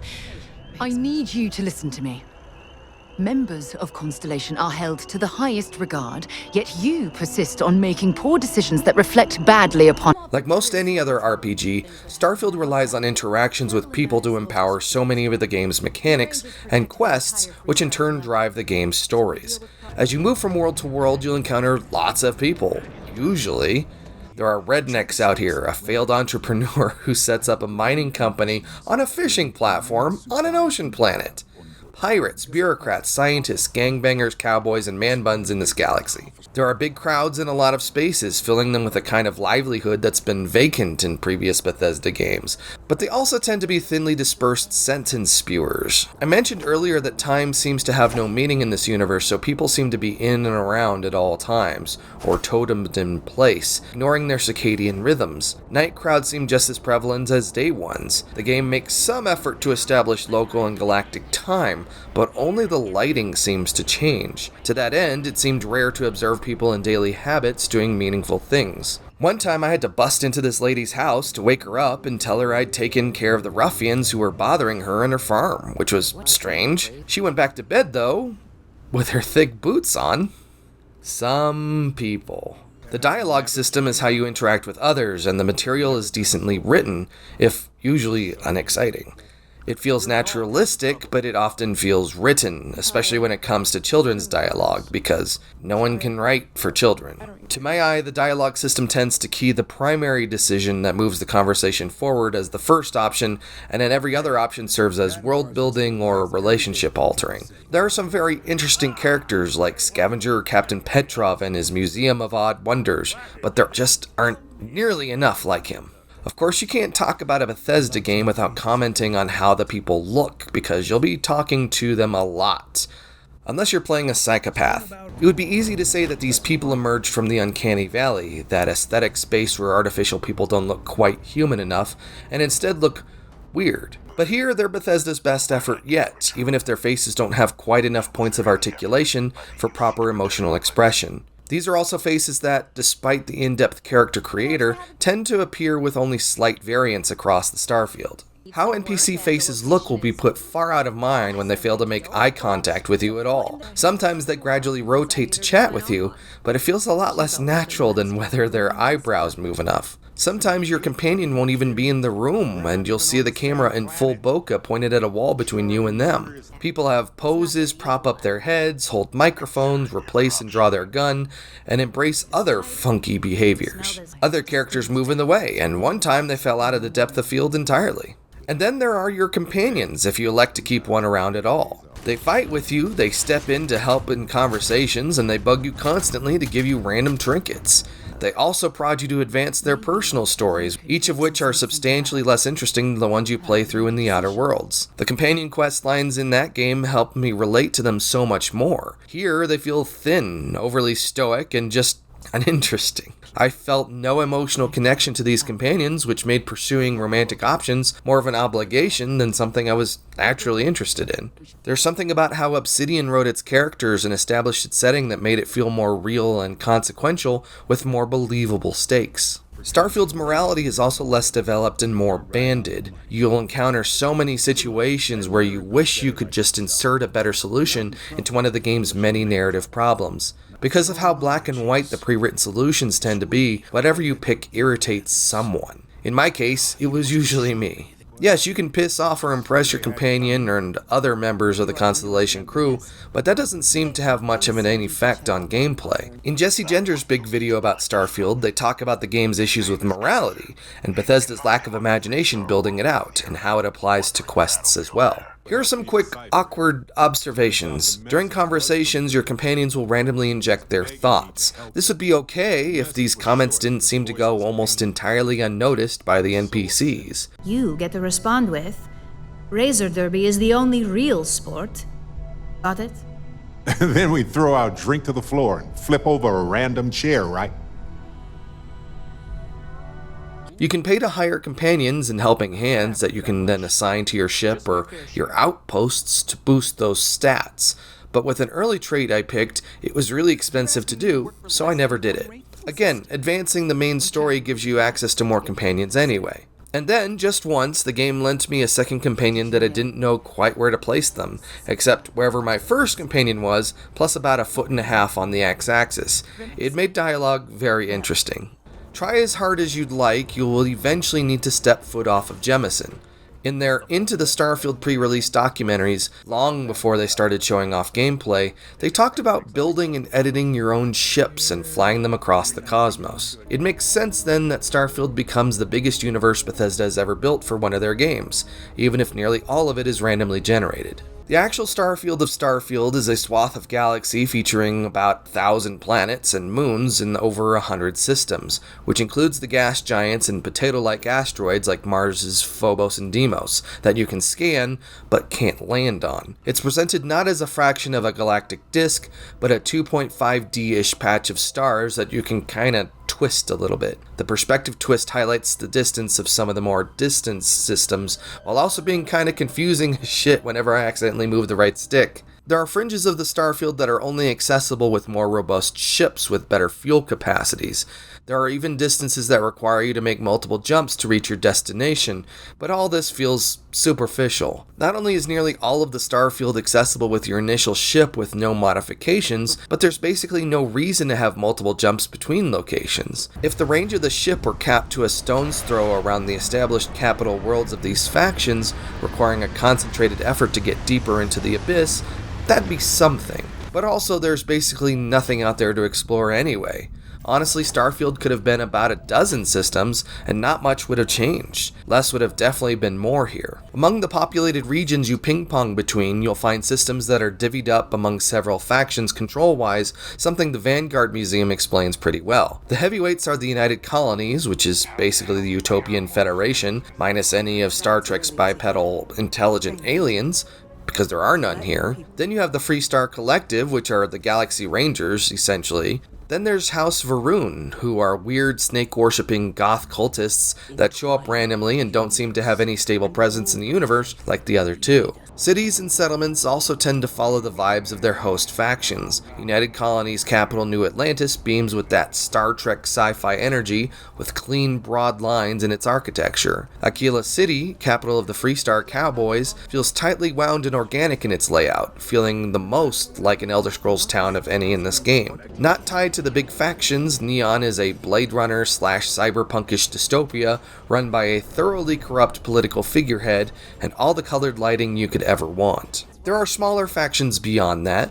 The Crimson Fleet is a vicious group of pirates, but you'll encounter various pirate gangs and mercenaries. Across the universe, you'll visit company towns, Wild West settlements, and idealistic science fiction research facilities. You'll also get to visit the planets of our own solar system, even the moon. You can visit Earth too, but a convenient catastrophic disaster wipes away all the planet's distinguishing features, so you're not going to be able to land in your own neighborhood. This alone highlights the lack of detail across the worlds you visit. It's interesting that all of these different thematic elements exist, but it also feels a bit thrown together, like the hubs of a theme park. You can largely avoid the things you don't vibe with, and I did not care for the Freestar Western stuff at all. With a group of colonies strewn about and an Earth that's been reduced to an arid desert, this universe clearly has a lot of history. There was a colony war a generation ago, and across plentiful worlds, you'll stumble upon plenty of abandoned settlements and walled fortifications. The self-paced UC Vanguard Museum I mentioned earlier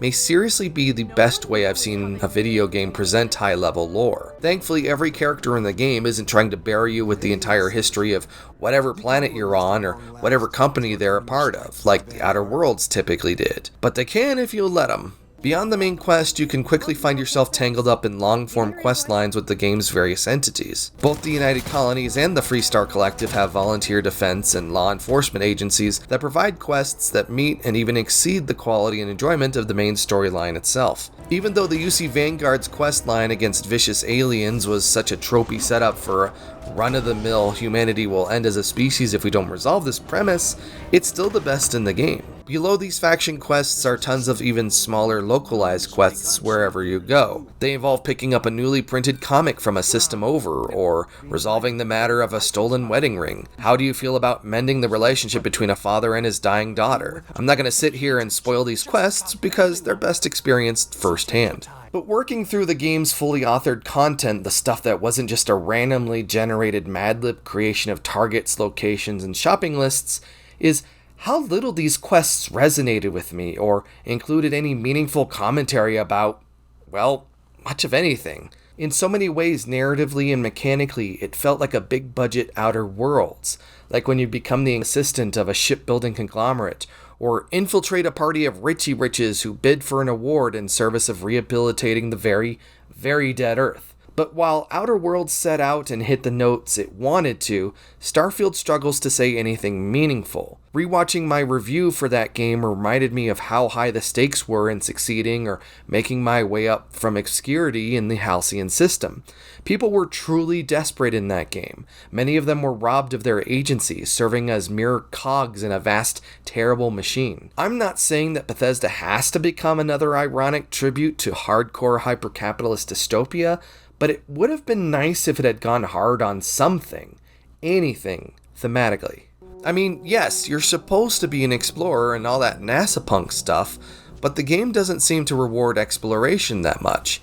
I've played Just Cause 3, I know the big dopamine hit I get every time my people show up after I take over a villa and all the colors change. I know what it's like when an icon pops up on a map indicating that I was there and I completed stuff. I don't get that vibe playing Starfield. Instead, I get bland stoicism. The president and executive staff of the United Colonies know who I am, and my reward is a penthouse that I have no desire to use. If Starfield is trying to say something, it's that the arbitrary acquisition of property is all we can expect from our cumulative experiences, and our relationship with others are shallow and insubstantial.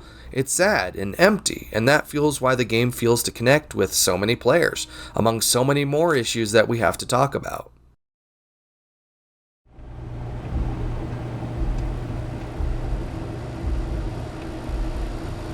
It would be hard to talk about Starfield without addressing one of everyone's most precise complaints, the load screens and how frequently they happen. Bethesda games have had an interesting relationship with this mechanic for a while, and it's become more complex over the years. Starfield's frequent need to pull down a curtain to swap assets in and out of memory feels somewhat forgivable if you've been playing Bethesda games, but if you're playing modern space games like No Man's Sky or Elite Dangerous or the Star Citizen Alpha where the experience is more seamless, playing Starfield can feel like watching YouTube with ads on. Even if they ultimately serve a small amount of time relative to the amount of time that you play, they're not even that long, at least on an Xbox Series S, they punctuate your playtime in a way that feels inconvenient and draws a lot of attention. But why does it need to have so many load screens when 20 years ago, a load screen was a relatively rare story? Where does the game actually need to split up its levels, especially when playing on a device with really fast solid-state storage? In my travels across the Starfield, they seem to appear for arbitrary reasons.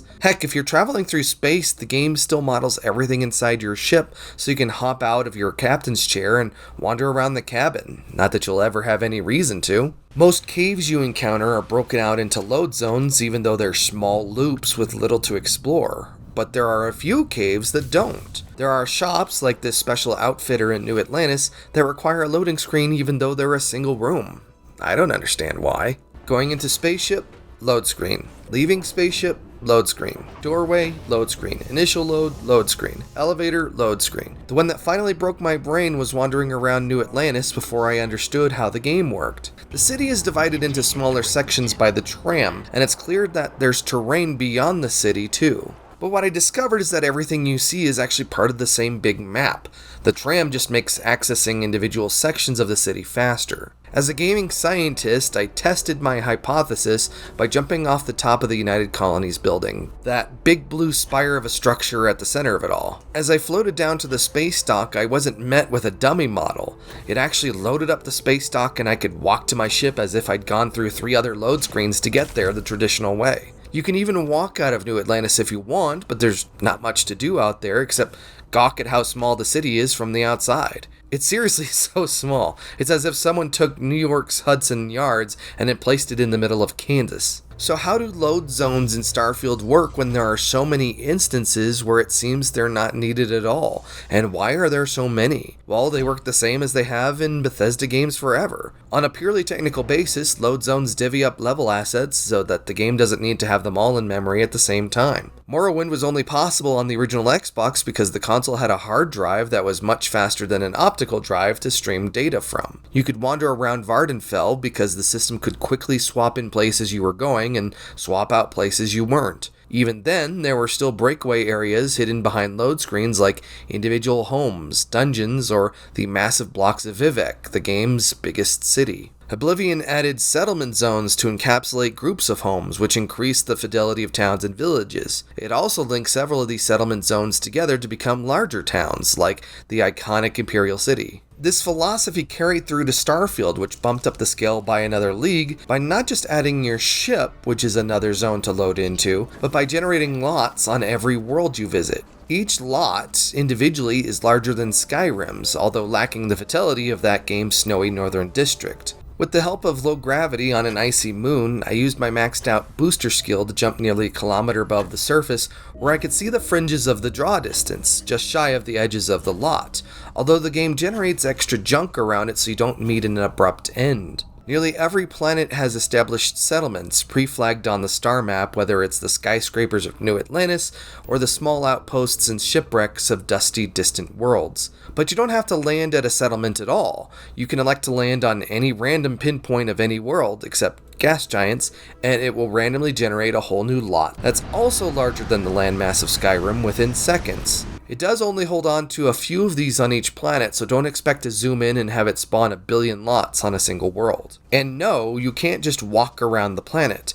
These individual lots, whether it's a predetermined location or one you generated yourself, have extremely firm boundaries. But this system does produce some odd side effects, like the fact that humanity's mightiest city is a mere gem on a carpet that honestly isn't even that big to begin with. It highlights where the limitations of handmade content run up against the vast volumes of what procedural generation can put together. What compounds the confusion of how Starfield builds and presents its universe is the fact that there is no traditional local map, although one is apparently in the works. Unlike other Bethesda games, there are no detailed maps with squares indicating where shops are, just an abstract height map thing that indicates where big points of interest are. It feels a lot like the Master Skyrim map minus the texture layover, which would actually probably not look that great in Starfield, considering all of the tiling that comes with its randomly generated terrain. On one hand, the lack of a local map makes it more interesting to navigate, and places more of a burden on you, maybe in a fun way, to remember where things are at and connect with the environment around you.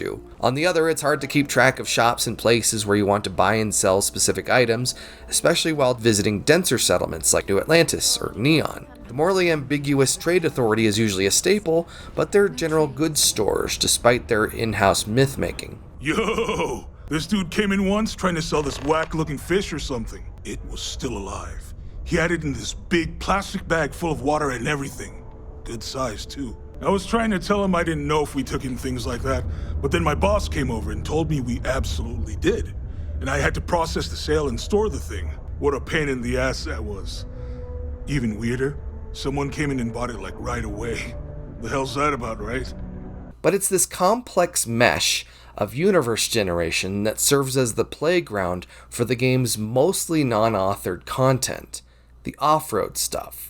When being led by the nose from one of the game's high-budget set pieces to another becomes a bit much, off-roading in this universe is an absolute relief. There's still some authorship out there, but it feels a lot less formal and oftentimes a lot more interesting. I spent so much time, dozens of hours, wandering around these environments, plundering abandoned bases, serving as bounty hunter, debt collector, cave plunderer, science station protector, and more, while scanning environments to document flora and fauna. It absolutely encapsulates the if you see it, you can go there mentality Bethesda has, especially when other worlds hang in the sky above you that you can literally fly to, plus a loading screen. There are planets that are ingrained in my memory because they are interesting locations to wander around. There are snowy paradises, bleached deserts, beautiful forests, and hazy acidic worlds that look exactly like the harm that they gradually inflict on you. While the handcrafted settlements and structures you encounter look beautiful, the randomly generated lots they rest on are inconsistent. They look naturalistic and beautiful most of the time, they really do. But then the game casually reveals the grid system that creates them. Lots of areas look like waffles. In fact, you can see the terrain stretch vertically along sharp inclines, a common artifact of a 2D terrain texture being plainly placed on a 2D height map. I encountered this kind of tiling back in Oblivion, a game that I would expect something like this to happen, but it usually looked better there, in a game that it's nearly 2 decades older. In your travels, you're going to encounter some of the same structures over and over, like this canyon spanner, which is my name for it anyway, or the spaceship wreck, or the camps. You'll regularly uncover fortresses of solitude or bioluminescent caves that look like something out of a Y2K era digital blasphemy wallpaper. Some are nearly identical each time you come upon them, which feels weird, while others have some variety. That said, the artifacts of the game's random generation rarely ever became a detriment to the fun I had exploring them, at least technically. You will have to suspend your disbelief that every random place you land on at every single world in the Starfield will have a patchwork of similar pre-existing structures on them. You'll also have to handle the fact that you can only move around these lots on foot, bunny hopping really, although Bethesda has said that they'll change that in the future through content updates. As you explore, you'll encounter random ships landing nearby, a pleasant surprise each time it happens. There'll be scientific survey ships, but then hostile pirate parties too. If you knock out the trio of enemies that spawn from it, or just cause a bunch of panic, the ship will fly away before you can hop in and try to steal it. And yes, you can steal these ships and add them to your collection. There are lots of interesting permutations of atmospheres with haze, weather, color, and more. The variety provides different challenges. Hazardous environments cause different health ailments that require specific pieces of medical kit to resolve. Despite having atmospheres, winds are particularly rare, so planets often felt static. You'll rarely hear winds rustling through trees or racing unimpeded across landscapes. Different worlds will even have different masses, which affects gravity. This will cause interesting deaths, increase the fun of mobility, especially if you've bumped up your booster skill, and mask weird physics problems altogether. There are lots of lifeless rocky places and planet quakes are possible. The slice of Earth's moon I landed on didn't have craters, but other worlds did. Sometimes the game doesn't populate buildings properly in airless environments, so you'll see structures with airlocks alongside buildings with simple doors. Companions will find themselves walking in the airless void without spacesuits, or very rapidly transition between them. but nearly all of these worlds are either earth-flavored and familiar or rocky and airless. This contributes to not just some monotonous exploration, but the fact that there are no truly alien worlds. Because they're randomly generated without any overlapping geometry like you see in No Man's Sky, you encounter hills, or no hills, with the exception of custom tiles like settlements. There are no planets that are truly weird with hazardous terrain, or ones that are placid with vast flat sheets of ice. There are no discolored and opaque seas of weird chemicals. Even the strangest weirdly textured fauna are still bipeds and quadrupeds. When you aren't seeking out bounty targets or crashing pirate bases for loot and credits, the game has an ace up its sleeve to motivate you to move across all this empty terrain. The survey is a shopping list of that world's native content that you can document using the game's scanner, introduced early on in the breezy tutorial. Some worlds are easy to survey, like gas giants you can't land on, while others only have a couple of resources to spot in the landscape and you're done in less than 10 minutes. But some are a really big list. Jemison, the home of New Atlantis, has a massive amount of items to scan, and it took me hours to find it all, particularly the final fauna, a dinky little creature that I only found in extremely specific areas in one of the planet's particular biomes. Trying to find the last survey item is typically a fucking nightmare. Flora and fauna are pretty diverse, but you'll start to encounter similar ones across multiple planets, and you'll find a lot of both that you can't survey at all. There are archetypes of herbivores and carnivores on each world that will attack each other or attack you pretty predictably. These scuffles feel like the game's update on the random firefights and combat events you'd encounter in other Bethesda games, but dramatically less interesting. Many planets will also have traits, which are unique geological or biological fixtures that require you to visit natural formations and scan bespoke, stuff. But you can't visit any icon on the horizon and find these, and it took me a very long time to figure that out. Worlds have different biomes, and the star map will tell you if you've scanned all of the plants and creatures inside it. This will typically require you to hop to a couple spots on the same world to catalog everything. But there was a particular bug where if there's one last fauna that isn't checking off on your survey checklist, chances are really good that it's a sea creature, so you'll need to land somewhere with a shoreline to find it. This can be tricky not just because the map makes it difficult to select biomes with shorelines, but also because the lack of a local map can make it tricky to find the shoreline when you get there. You also can't wander into the sea, which I found out the hard way when it nearly killed me, but that's probably for the best because it would be easy to waste a lot of time out here not finding stuff, which is to say you won't find any crashed underwater spaceships, hidden treasures, or pearls on seabeds. When you complete surveys, a tablet with that world's name appears in your inventory. So what do you do with that? That's a fantastic question because for a while I didn't know. Poking and prodding the game I never found out, so I had to, in a rare instance of weakness, cave in and Google it. As it turns out, you can sell it to Constellation's Vladimir up in the eye, above Jemison, the very same satellite from the E3 2018 teaser. Unfortunately, I hadn't advanced the main quest far enough to unlock this, so he just whines whenever you hail him in orbit. Of course, the game doesn't tell you anything about this. But there's one more frontier we have to cover. A final one, you might say. I remember buying Starfield day one, played for 77 hours, and left with frustration. There wasn't anything I could do in depth.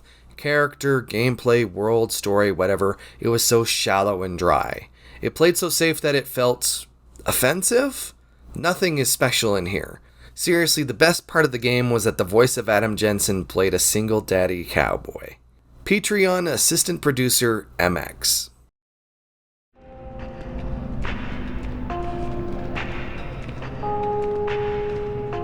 Above all of Starfield's planet stuff, which is truly the descendant of the Bethesda crown, is space. Serving as the medium through which you move between worlds, space in Starfield always feels like an elaborate load screen minigame or a planetary mudroom. Space is not some actual limitless expanse to carve through. You don't get to travel out into the cosmos and explore strange markings on a map. You are merely fast traveling between existing points of interest. Anytime you are in space, you are in a vestibule to those planets, moons, and other points of interest in the Starfield.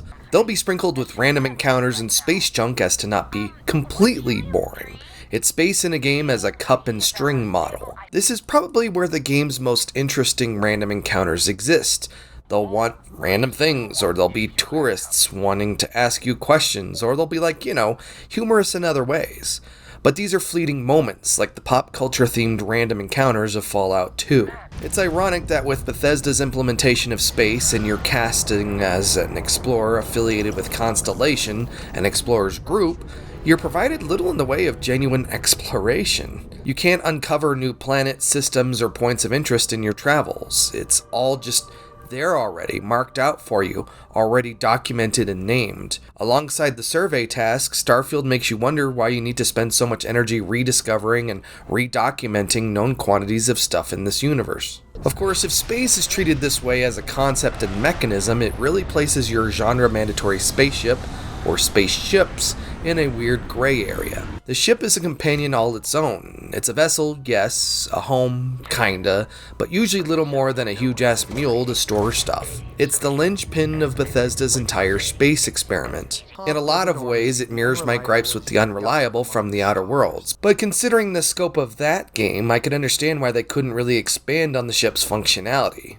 But there, at least, the characters were available and engaged in random conversations. Here, they're doing, well, whatever they're doing. Strangely, I had no idea how to build and modify the ships they talked about in their Starfield Direct, so I relied on my classic starter ship, the Frontier, which I upgraded specific components for. It really felt like there was a whole tutorial missing there, which is, an issue I ran into many times in this game. Naturally, you'll need some special high-end skills to use or access different modules. Oh, here's a hint. You can move your cursor out to the void and press A on your Xbox controller, and it brings up all the starship components you can add. Unlike Star Trek or Star Wars, which portray extended periods in hyperspace or at warp speed, you are instantaneously wherever you're going and nowhere in between.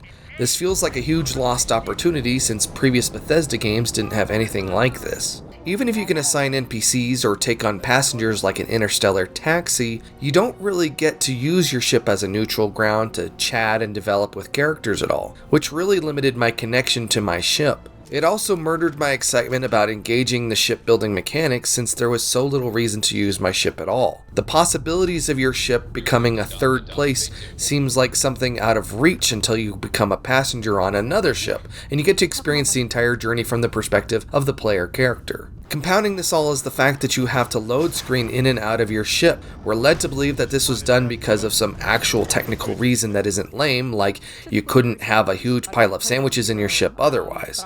Honestly, I'd rather have the full Star Trek experience than an authentic pile of litter, and it's a bummer they went with the easier path. With everything else about space being pretty mid, it's a relief that warming up your armaments and exploding enemies into chunky particulates is one of my favorite parts of the game. Like in-person combat, blasting in space is visceral and feels good.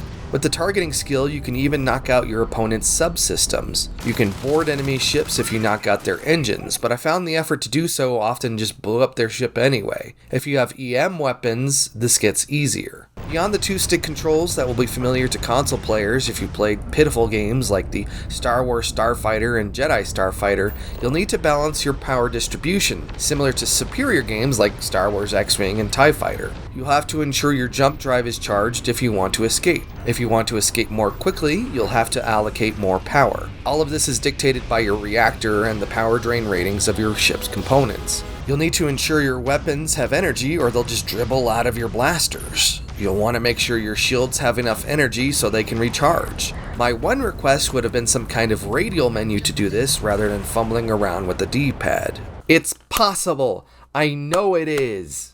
Space combat seemed easy no matter wherever I went, although that might be partially because I spent so much of my early time in the game in high security space where I didn't have to worry about it. Granted, there was this chump who decided to pick a fight around Jemison who met a swift end. Wandering the Starfield, I felt like I was on top of the world, and in the rare instances where things were a little too tough, like when the transdimensional Starborn showed up, I could just jump away.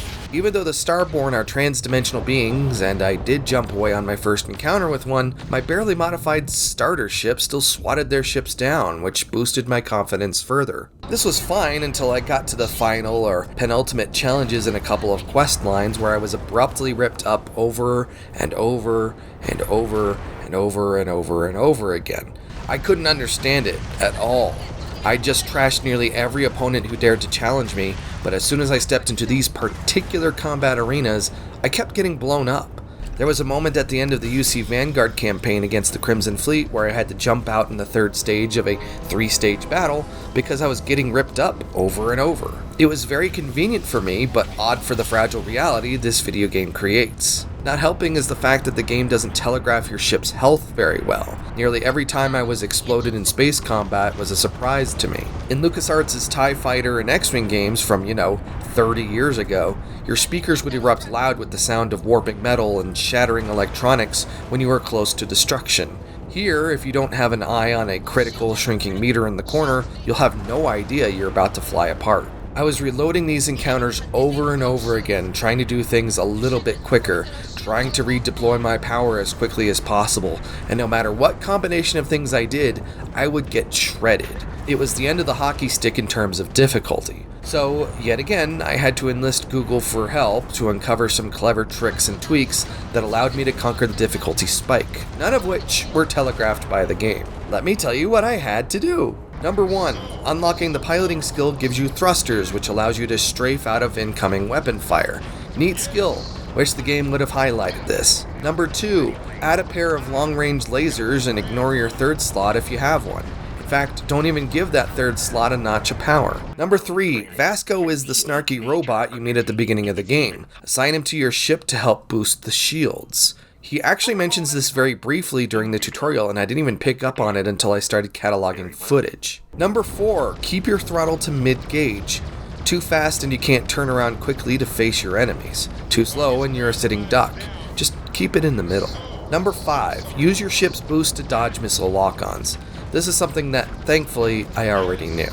With these slight tweaks, something that I could enable in minutes, I instantly went from being shredded to conquering anything in the universe. Even in the afterglow of interstellar combat dominance, it felt less exciting knowing that the whole thing was genuinely unbalanced at a fundamental level. But it seems like there was a lot more that space combat and space interactions could have been in this game, especially since space has such a limited function by default. For example, in one main quest, there's a stealth mission where you need to maintain a steady speed to skirt by a group of pirates and avoid a big messy encounter. Holy cow, would it have been interesting if they'd built this out more or used it more than once. But more to the point, there's a strange lack of structure to space combat. Like the tiny planetary settlements you encounter with fistfuls of defenders, confrontations are simple skirmishes against 2 or 3 enemies with maybe 2 or 3 more faction police beyond that. Space traffic is minimal. Even if you own multiple ships and multiple companions, you can't have wingmen or support when you go out among the stars. There are no capital ships outside of story missions, no fleets,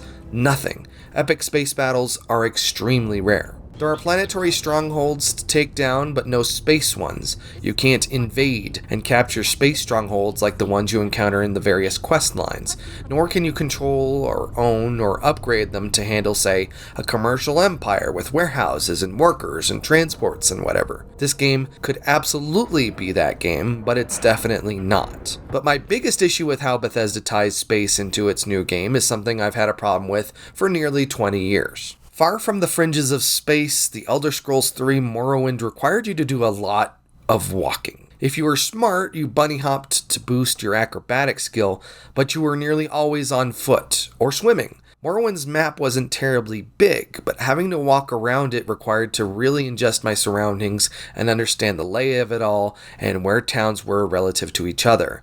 It also facilitated random encounters on the road you use, which felt organic and interesting. The game still had networks of boats and silt strider bugs to get you between some places easily, but they were the only way to skip on-foot traversal. But this changed dramatically with Oblivion. Morrowind had been a hit, and Oblivion was designed to be more approachable. With a few flicks, you could instantaneously be anywhere in that world. You still had to visit a location on foot on a map that was larger than Morrowind's Vardenfell, but the game also gave you a few points from the moment you emerged from the dungeon tutorial to fast travel to. I hated it. I spent a lot of time pushing through the green, grassy fields, wandering through forests and scaling mountains, but the idea that I was just a menu away from jumping to a destination was always tempting, to the extent that it was anxiety-producing.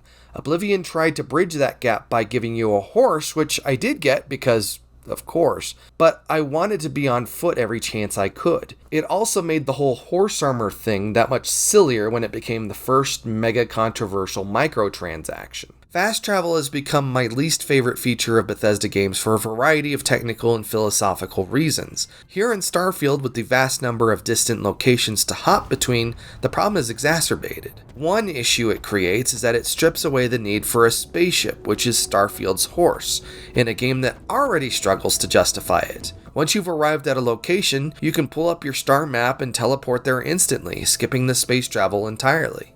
A huge problem here is the fact that navigating the system-level star map is a nightmare, and it's hard to believe that this was the best solution. The star map has several levels, and the problems rack up when navigating between system and planetary levels. Planets will have a variety of moons and orbiting stations, but accessing them is typically a pain in the ass. From the planetary level, they're usually just out of frame, requiring you to zoom out gently with the triggers and move around, which isn't amazing considering how zoomed in you are. From the system level, these menus become tight clusters of icons and a very small slice of visual real estate, something that isn't a great experience with a controller. Mouseheads rejoice, I guess. You also can't bookmark locations. Even though there were a handful of locations that I bounced between, it would have been much more convenient to set a location using a bookmarks menu. I only had the vaguest memory of where, say, Aquila City is, because it's not in the Aquila system, it's in the Cheyenne system. Neon is not on the planet Neon or in the Neon system,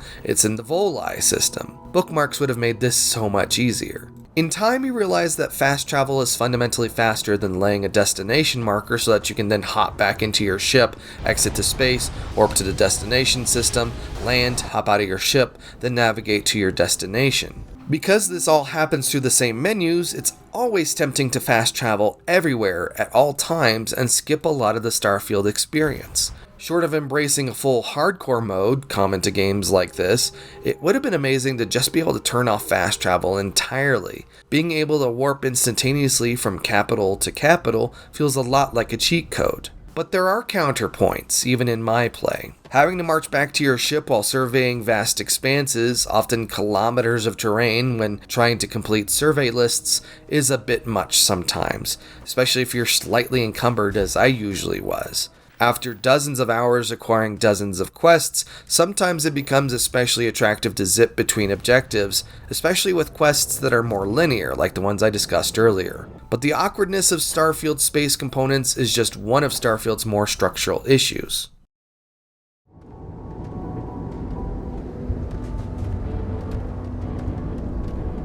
Starfield has a standardized tone throughout, a bit like Star Trek does. Despite being an M-rated game, it teases edginess without providing much actual edge. There are elements of horror here. Terrormorphs are this game's deathclaws, and they are effectively scary in the Vanguard campaign, but a bit less scary when you find them out in the wild. Your headlamps bouncing around in dark corridors in an ancient NASA facility is something that felt genuinely creepy. But there are times where I wish the game pushed the boundaries a bit more. The Crimson Fleet is supposed to be a group of cruel opportunists who will turn on each other whenever it's convenient, but aside from a scripted encounter, it kinda just feels like a clubhouse with a meanie head boss and some snarky followers. I never felt like I was in danger of being the victim of my colleagues' ambitions. Scaling the ladder and gaining the trust of Leader Delgado didn't feel any different than scaling the ranks of other above-board organizations. Despite how fierce this pirate organization is supposed to be, my companion Barrett didn't seem to be wigged out in the slightest. Hell yeah it is. Just watch your back when you do. Cred sticks tend to disappear around here, if you catch my meaning. Don't worry, I keep all my cred sticks in a secret, well, somewhere safe. Leave it at that.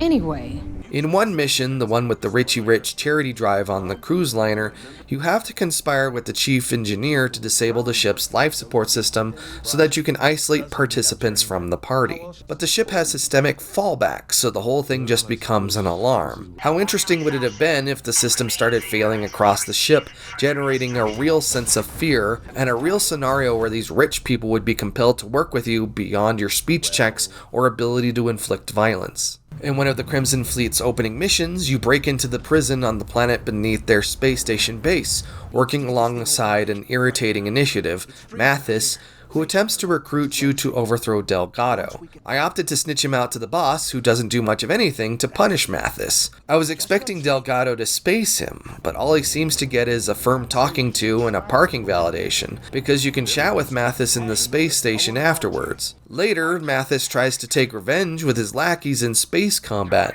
but if you've heeded my advice from earlier, you shouldn't run into any issue splashing him into the void. The problem with all of this is that it prevents the game from being truly honest with its narrative ambitions. It's not that the game doesn't get scary, and I've definitely said some words about fear in video games in my Thief series review, but it doesn't cash in on the potential. This game feels tonally bland and low stakes. Few of your actions feel like they carry much weight, turning many of the game's outcomes into either-or situations. You either side with one faction or the other, where one is saintly and the other is demonic. Once again, I go back to The Outer Worlds, which highlighted how cruel its vast hyper-capitalist systems were and how inhumane the board was, which made the fight to liberate the Halcyon system that much more important. Years after that review, the callousness and cruelty of that game's villains has stuck with me, while a lot of Starfield, which I just played, hadn't. But I've thought about why Starfield shows such restraint when they've tackled more grim and grotesque subjects with previous games,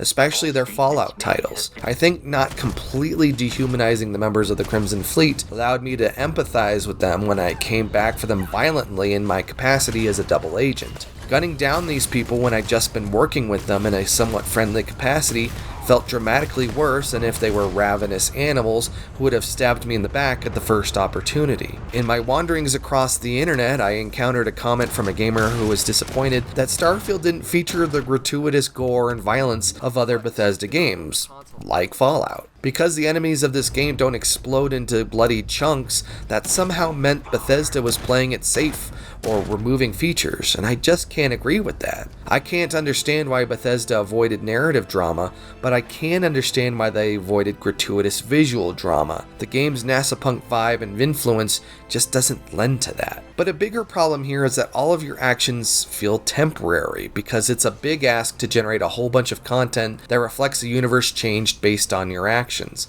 It's something I talk about in my Deus Ex review, a game that promised real consequences to your choices, but still couldn't deliver the amount of content required to reflect that, despite being dramatically easier to do 25 years ago. The one big change that did seem to stick following a quest line was the universe working in unison to remove a popular leech, something you hear about in conversations around spaceports. That was neat, but this came after a dramatic battle in New Atlantis against a terramorph, which was promptly cleaned up and then never mentioned again outside of the Vanguard questline. Seriously, you had an alien terror attack in the game's largest city, and there were essentially no consequences whatsoever for the people who actually live there. And then there's the fact that relationships don't link together. My character fell in love with my companion, Sarah, and after confessing she loved me, I love you. Always. the game did not give a shit in the slightest, or even bring it up, especially when she was immediately killed afterward. Her memorial involved Constellation members speaking platitudes about her, but the player can't reflect on their romance. I came to understand that maybe it was because I didn't complete the romance quest, which grants you a wedding and everything, but of course that's setting aside the shallowness of the romance component altogether, something that Jesse Gender addresses in their review. There are the small things too. I performed 2 successful persuasions on a bartender over the course of the game, and he doesn't address me any differently. NPCs don't treat you differently when you complete quests for them, like this merchant on Neon being bothered by a local punk. I took care of him, and the merchant addresses you as if you hadn't just saved their business. You can become the biggest badass of so many different things at once, which don't seem to cross-pollinate either. When I saved the world in one fork of the UC Vanguard questline by eliminating Starfield's terramorphs, the captain of the Vigilance on the other fork hasn't heard a thing. He compliments me on the mission that I completed just before the questline forked, as if I hadn't done any of the other work at all. It's this kind of narrative rigidity that makes the implementation of something like ChatGPT into gaming so attractive, where the game can understand that the universe changed and dynamically generate and alter dialogue to reflect that,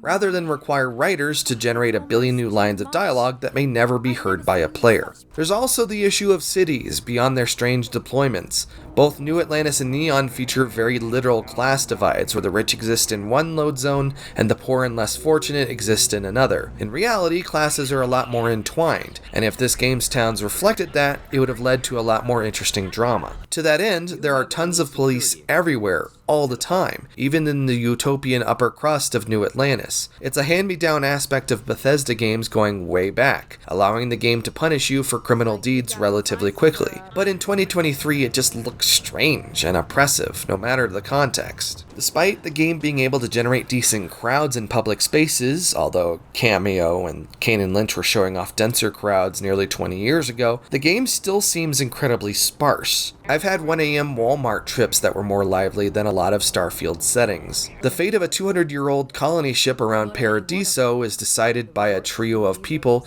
at a mostly empty conference table, but that seems like the least of that quest's issues. Starfield has more people and bigger crowds in a Bethesda game than ever, but these people don't seem to have opinions about what's going on in the universe.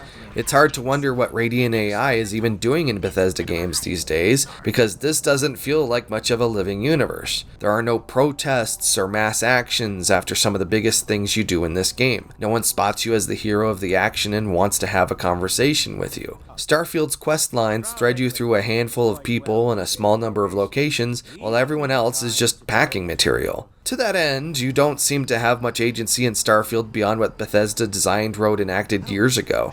Namely, you're a bit of a goody two-shoes no matter how depraved the characters you work with may be.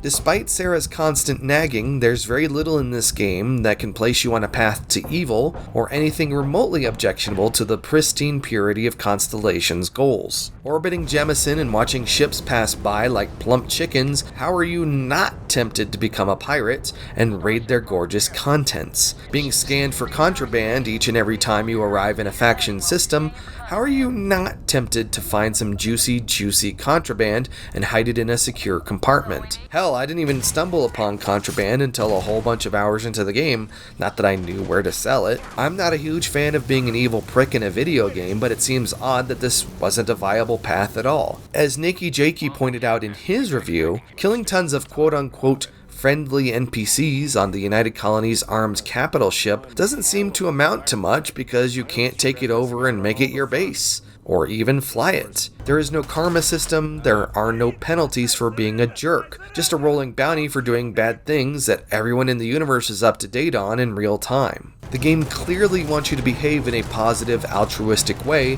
that reflects Constellation's aspirational brand. It teases you with alternatives, but promptly smacks you down as soon as you try to cash in on the potential. In the lead up to this game, it genuinely felt like you could start your own Crimson Fleet-esque organization, criminal or otherwise, but no. Absolutely not. There are NPCs you can't kill, choices you can't make, factions you can't destabilize. You can't make many meaningful choices in Starfield at all. You exist almost exclusively in a lane that Bethesda planned and plotted out years ago. There's a lot to do, but only the things the game lets you do, even with the amount of off-roading and off-planeting you're allowed to do. What Starfield wants you to do is complete its master quest, to reach the end of its golden path. With all of Bethesda's financial and narrative resources behind it, what does Starfield's main quest accomplish? What is it that those launch day reviewers consumed like an entire box of Little Debbie donut sticks just to say they played the game? The main quest of Starfield is honestly not great. It's a high-effort C-tier questline that seems to exist in its own universe, so to speak. After the tutorial and a few starter quests, the main quest opens up into a tedious set of checklists. When you're not shooting through dig sites to acquire more of these crescent-shaped artifacts, and you are shooting your way to acquire almost all of them, you're trekking out to remote worlds to acquire extra-dimensional powers. Or are you?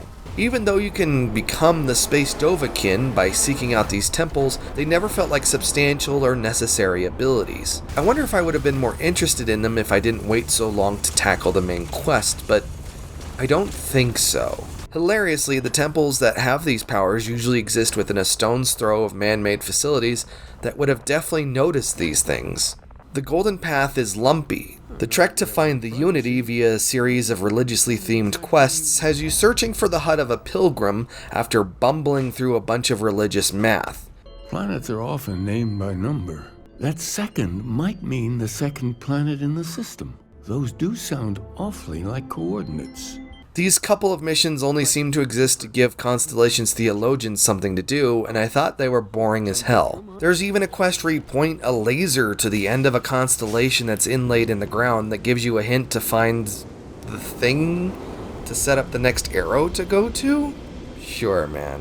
When you aren't shooting up dudes, the main quest is extremely mid, but an oddly ingenious quest sends you to a distant planet where a research facility has fractured reality into multiple dimensions by probing an artifact using high-energy lasers. It sounds a lot like the setup for the original Half-Life, but here you need to navigate between the two dimensions where disaster both has and hasn't happened, like an episode of The Twilight Zone, choosing who lives and dies, or exists and doesn't. It's weirdly sophisticated and grim, and I love it for how adventurous it is. Mechanically, trying to figure out where one anomaly maps between dimensions so that you can move through the level made navigation a pain in the ass at times. So the story involves retrieving all these artifacts to create a gate that only a single person can use to reach this thing called the Unity, to become an interdimensional being called a Starborn. Woo! A pair of these Starborn, the Hunter and the Emissary, resemble someone's infatuation with the Architect from the Matrix sequels. They play this cat and mouse game with you in which they want to see you reach the Unity, but they also want to murder you. They threaten you and murder your companions, but then don't murder you until you pick which one of them you want to side with, in which case you have to murder the other. I chose to murder both because, well, why not? Amidst all this head-fake interdimensional gobbledygook, you get to visit an ancient NASA facility under the surface of the ruined Earth. It's there that you discover that its magnetosphere whittled away, rendering the planet uninhabitable while engineers figured out faster than light travel using the artifact. With all of the Starfield's artifacts in hand except one, it's time to head off to a remote world where there's already a huge established mercenary presence, because of course there is. But you're not there to kill mercenaries, you're there to kill Starborn over and over as you move through a series of combat arenas that shift you around time and space before you have to dispatch the Hunter, the Emissary, or both. It's one of the most rote and unimaginative conclusions to a game, a weird send-off considering the open-ended experience otherwise. They even do the thing where they lay out a ton of ammo for you to snatch up before you spend it all on enemies' heads. There was a time, not even all that long ago, when the game's multiverse madness might have seemed fresh and original, but now it feels like an also-ran. There are so many more interesting ways they could have done this story, even weaved it in with other quests, and this felt like the approach that one writer stuck with and everyone had to work around. Within the Unity, you encounter yourself in one of those rare instances where the character creator meant something, seeing your decisions laid out based on which factions you sided with. It's at this point where you can start the whole thing over again under the guise of becoming an interdimensional being with a whole new Starborn ship and all your skills intact.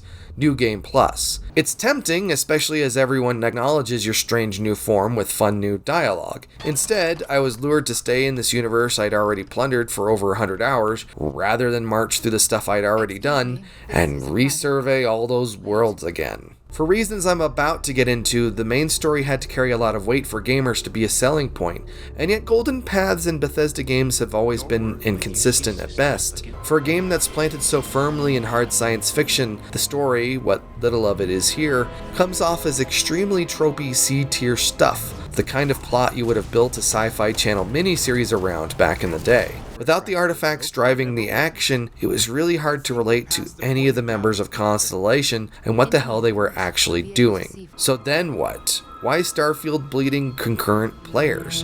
Why are critics so numb to the game? And why does it seem that no one is going to be playing Starfield at all by next summer, much less years down the road, like its predecessors?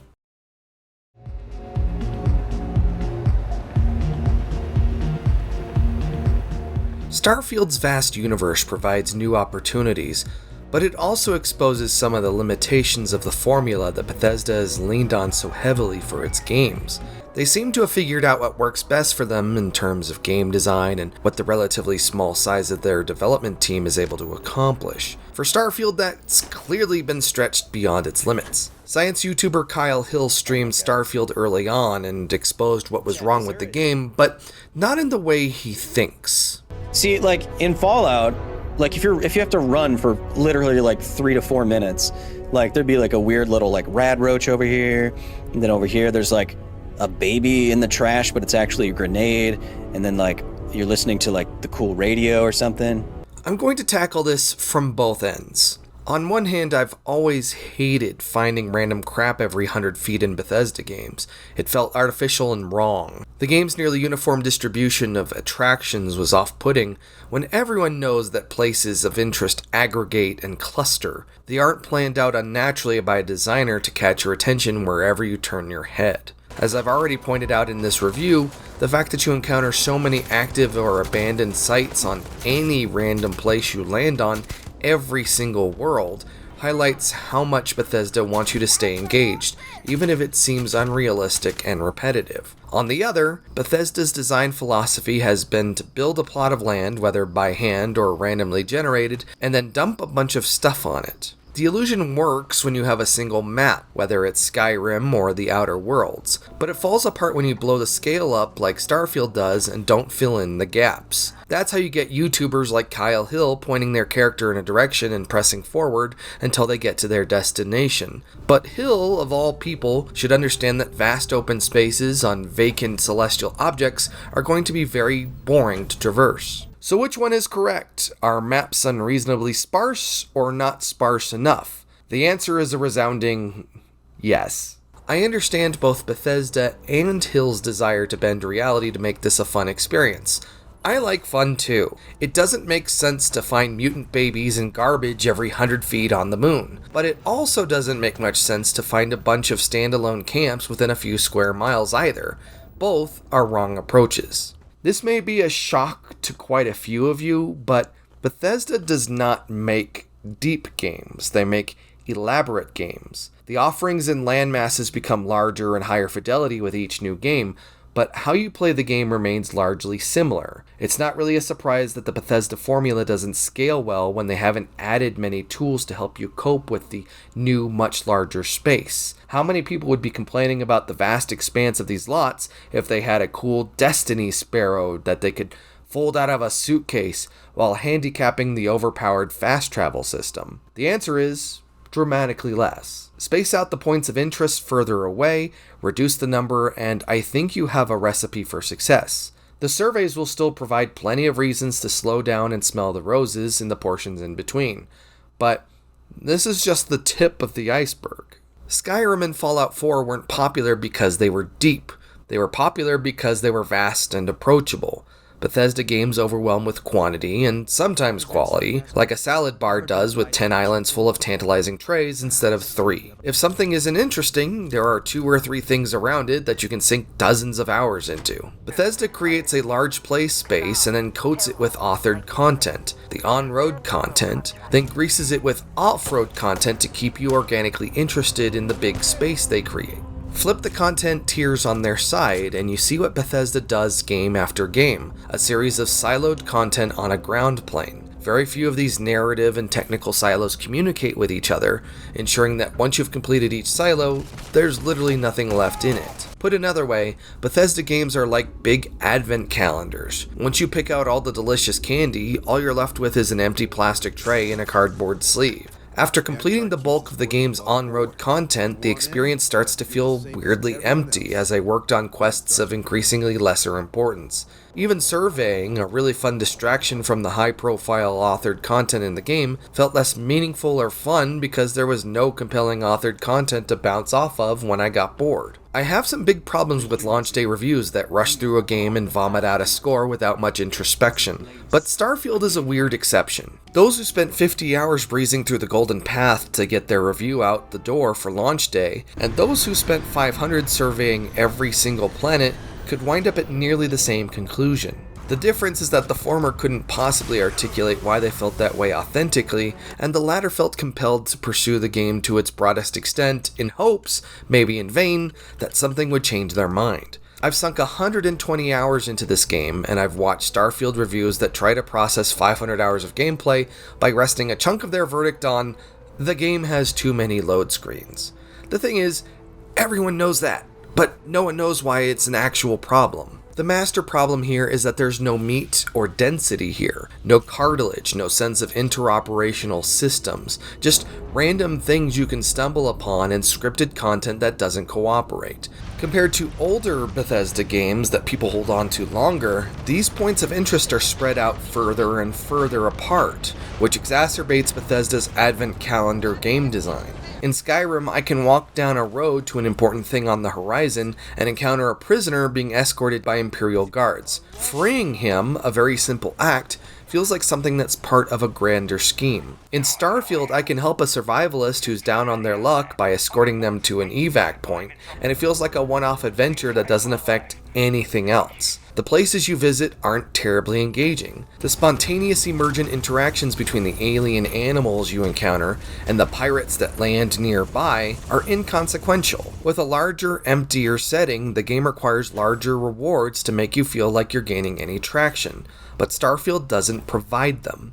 I had a pair of dream homes, plus a spaceship, plus the Constellation headquarters, and I had little reason to do anything with any of them. In retrospect, it doesn't surprise me why I didn't get into the outpost mechanic. I don't need yet another empty venue to decorate. I couldn't throw parties in these places, arrange meetings, staff them with assistants, or do anything more than stock them up with trophies I'd acquired in my travels. Alternatively, I could awkwardly fill it up with furniture with the same pointlessness as filling up my luxury home in PlayStation Home over a decade ago. At least there I could invite my friends online. Since you have little impact on the galaxy, its people, or its factions, the reward becomes the journey, not the destinations. It's clear that a non-trivial number of gamers play the game's golden path, don't dabble in anything else, and then declare that that is the Bethesda experience. Realistically, Bethesda could have made a space-based immersive sim without all the open-world trappings and the vast amount of content that people aren't absorbing anyway, and not spent most of a decade making it. They could have probably just set it on one planet, a lesson that Hello Games is figuring out. Starfield has the opposite problem of The Outer Worlds, a game that felt like it didn't have enough space to stretch its wings due to its budgetary constraints, but made the most of it. The thing is, Bethesda banks on its on-road content being so interesting and compelling that when it isn't, as it really isn't here, there's not nearly enough to fall back on. And yet for a game that resembles so many other games in the year of our Lord 2023, it doesn't take firm enough advantage of all the stuff it's built for its off-road stuff either. Releasing so closely to Baldur's Gate 3, there's been a lot of comparisons between the two role-playing games. I want you to stick with me for this, but there's another game that Bethesda could learn from, and nearly all of the mechanisms required to make it work are already in this game. There's so much that Bethesda, as an RPG maker, could learn from not just the open world genre that's grown up in the decades since they released Morrowind, but the factory strategy games too. The more you play Starfield, the clearer this Factorio-shaped hole appears. In the early aughts, Peter Molyneux tried this angle with Fable, a game that was both role-playing adventure and allowed you to mess with supply lines in ways that were very unsatisfying. Starfield's authored on-road content doesn't require very many skills from the player except to be able to transit to places, upgrade a few tools, and kill a few enemies along the way, or chat them out of a grisly demise. But again, the game presents this chasm between these basic skills the game requires and the vast field of skills that truly open this game up. I haven't even talked about the outposts yet in any substantial way, because at no point was I ever compelled to build them. Fallout 4 made the case for them early on by making them mechanically substantial and interesting. Laying out power sources for sophisticated devices, then stringing them up with power and watching everything work is hella cool. The main story required you to understand how these mechanics worked. Starfield makes no such challenge of the player. But here's the thing, what if you could establish a mining empire in this game? What if outposts had meaning, and you could ferry minerals you mine to space-based factories that you could build and customize? Because manufacturing stuff in space would be more efficient than building it on higher gravity worlds. That would actually give weight to the different gravity and temperature rankings of the game's worlds, variables that have little value otherwise. The ability to produce super outposts both on the ground and up in space would incentivize you with an accelerated skill tree to build spacesuits and stuff. It would compel you to explore more of the game's worlds beyond achievement hunting. It would encourage you to hire pilots to guard your stations from pirate attacks. And then, What if you had a dynamic market screen so you know exactly where to buy and sell excess minerals? And I know this is getting a little nuts, but what if you could compete with other companies and develop a niche and a reputation, or the value of your goods would go down? You may think this is far-fetched, but in a world where No Man's Sky can mutate from a bare-bones space adventure game to the huge freaking thing it is today, I mean, all of this stuff is already inside Starfield. It just needs a gameplay design team willing to pull the trigger on making it happen. And they could. The idea that Bethesda still makes these huge dynamic universes as mere background for the stories it's written is nuts. I don't think it's as dangerous a leap to turn this into a Star Citizen as it was to turn Fallout into a live service game. By taking advantage of Starfield, you develop a game that lasts a decade instead of fading into obscurity by the time spring rolls around and everyone's exhausted the on-road content and got bored of all the off-road stuff. And this is just scratching the surface of Starfield's potential. All Bethesda needs to do is recognize that their games can become so much larger and more interesting, or tighter and more interesting, by entertaining gameplay that's out of their wheel well. The question is, will they do it?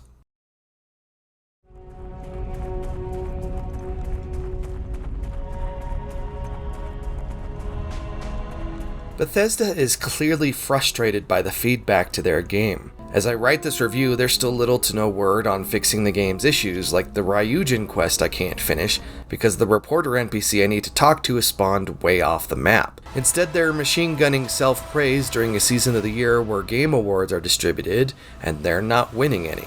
The reality is that Bethesda has a format that has sold tens of millions of copies as a company that is decades old, with employees that have been around forever. And yet, for a game that adds so much dimensionality to their traditional formula, Starfield leaves so much opportunity on the table. It's a dive into the pool of possibility, but the shallow end.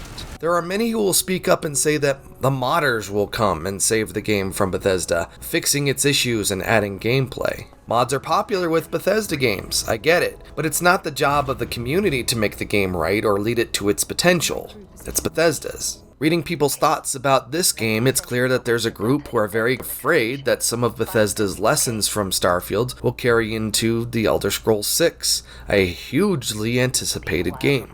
It has been so easy to pick apart Starfield on a technical basis, or base its entire value on its main quest, or compare it tit for tat to the Bethesda standard, but I didn't hate play 120 hours of Starfield. Tons of hours roaming barren alien countrysides taught me that Starfield is best experienced blind with few expectations. It's unreasonable to treat Starfield as a game in a vacuum when it's selling on Bethesda's reputation and track record. And yet, my favorite parts of this game were the ones where I got to set all that aside and enjoy it without the burden of experience. If you don't look too closely at how things don't web together that well, or how frustrating the star map is, or why so many of the quests are uninteresting, you will be pleasantly surprised at how much is here, how quickly you can be distracted by something else, and the places you can visit that simply don't exist anywhere else. When I stepped into the random forests and wastelands, tracing their contours on foot, watched sunrises and sunsets, then stumbled upon a camp I wiped out with my high-powered weaponry, that's when I became immersed. That's where Starfield shined. When I let Starfield wash over me, that's when I felt the promise of this game, but also yearned for so much more.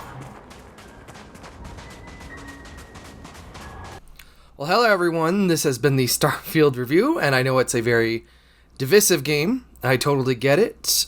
People have, maybe not positive's the word, like not glowing sentiments about the game.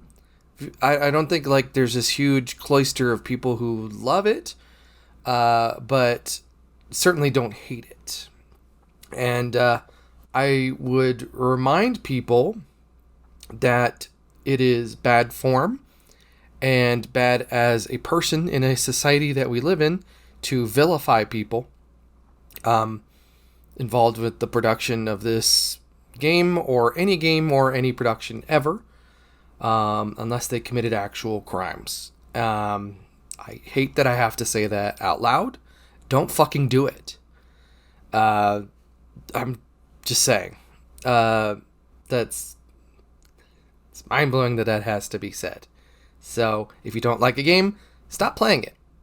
Don't buy it, don't pre-order it, and don't play it, because Game Pass time metrics matter there too. So, there you go.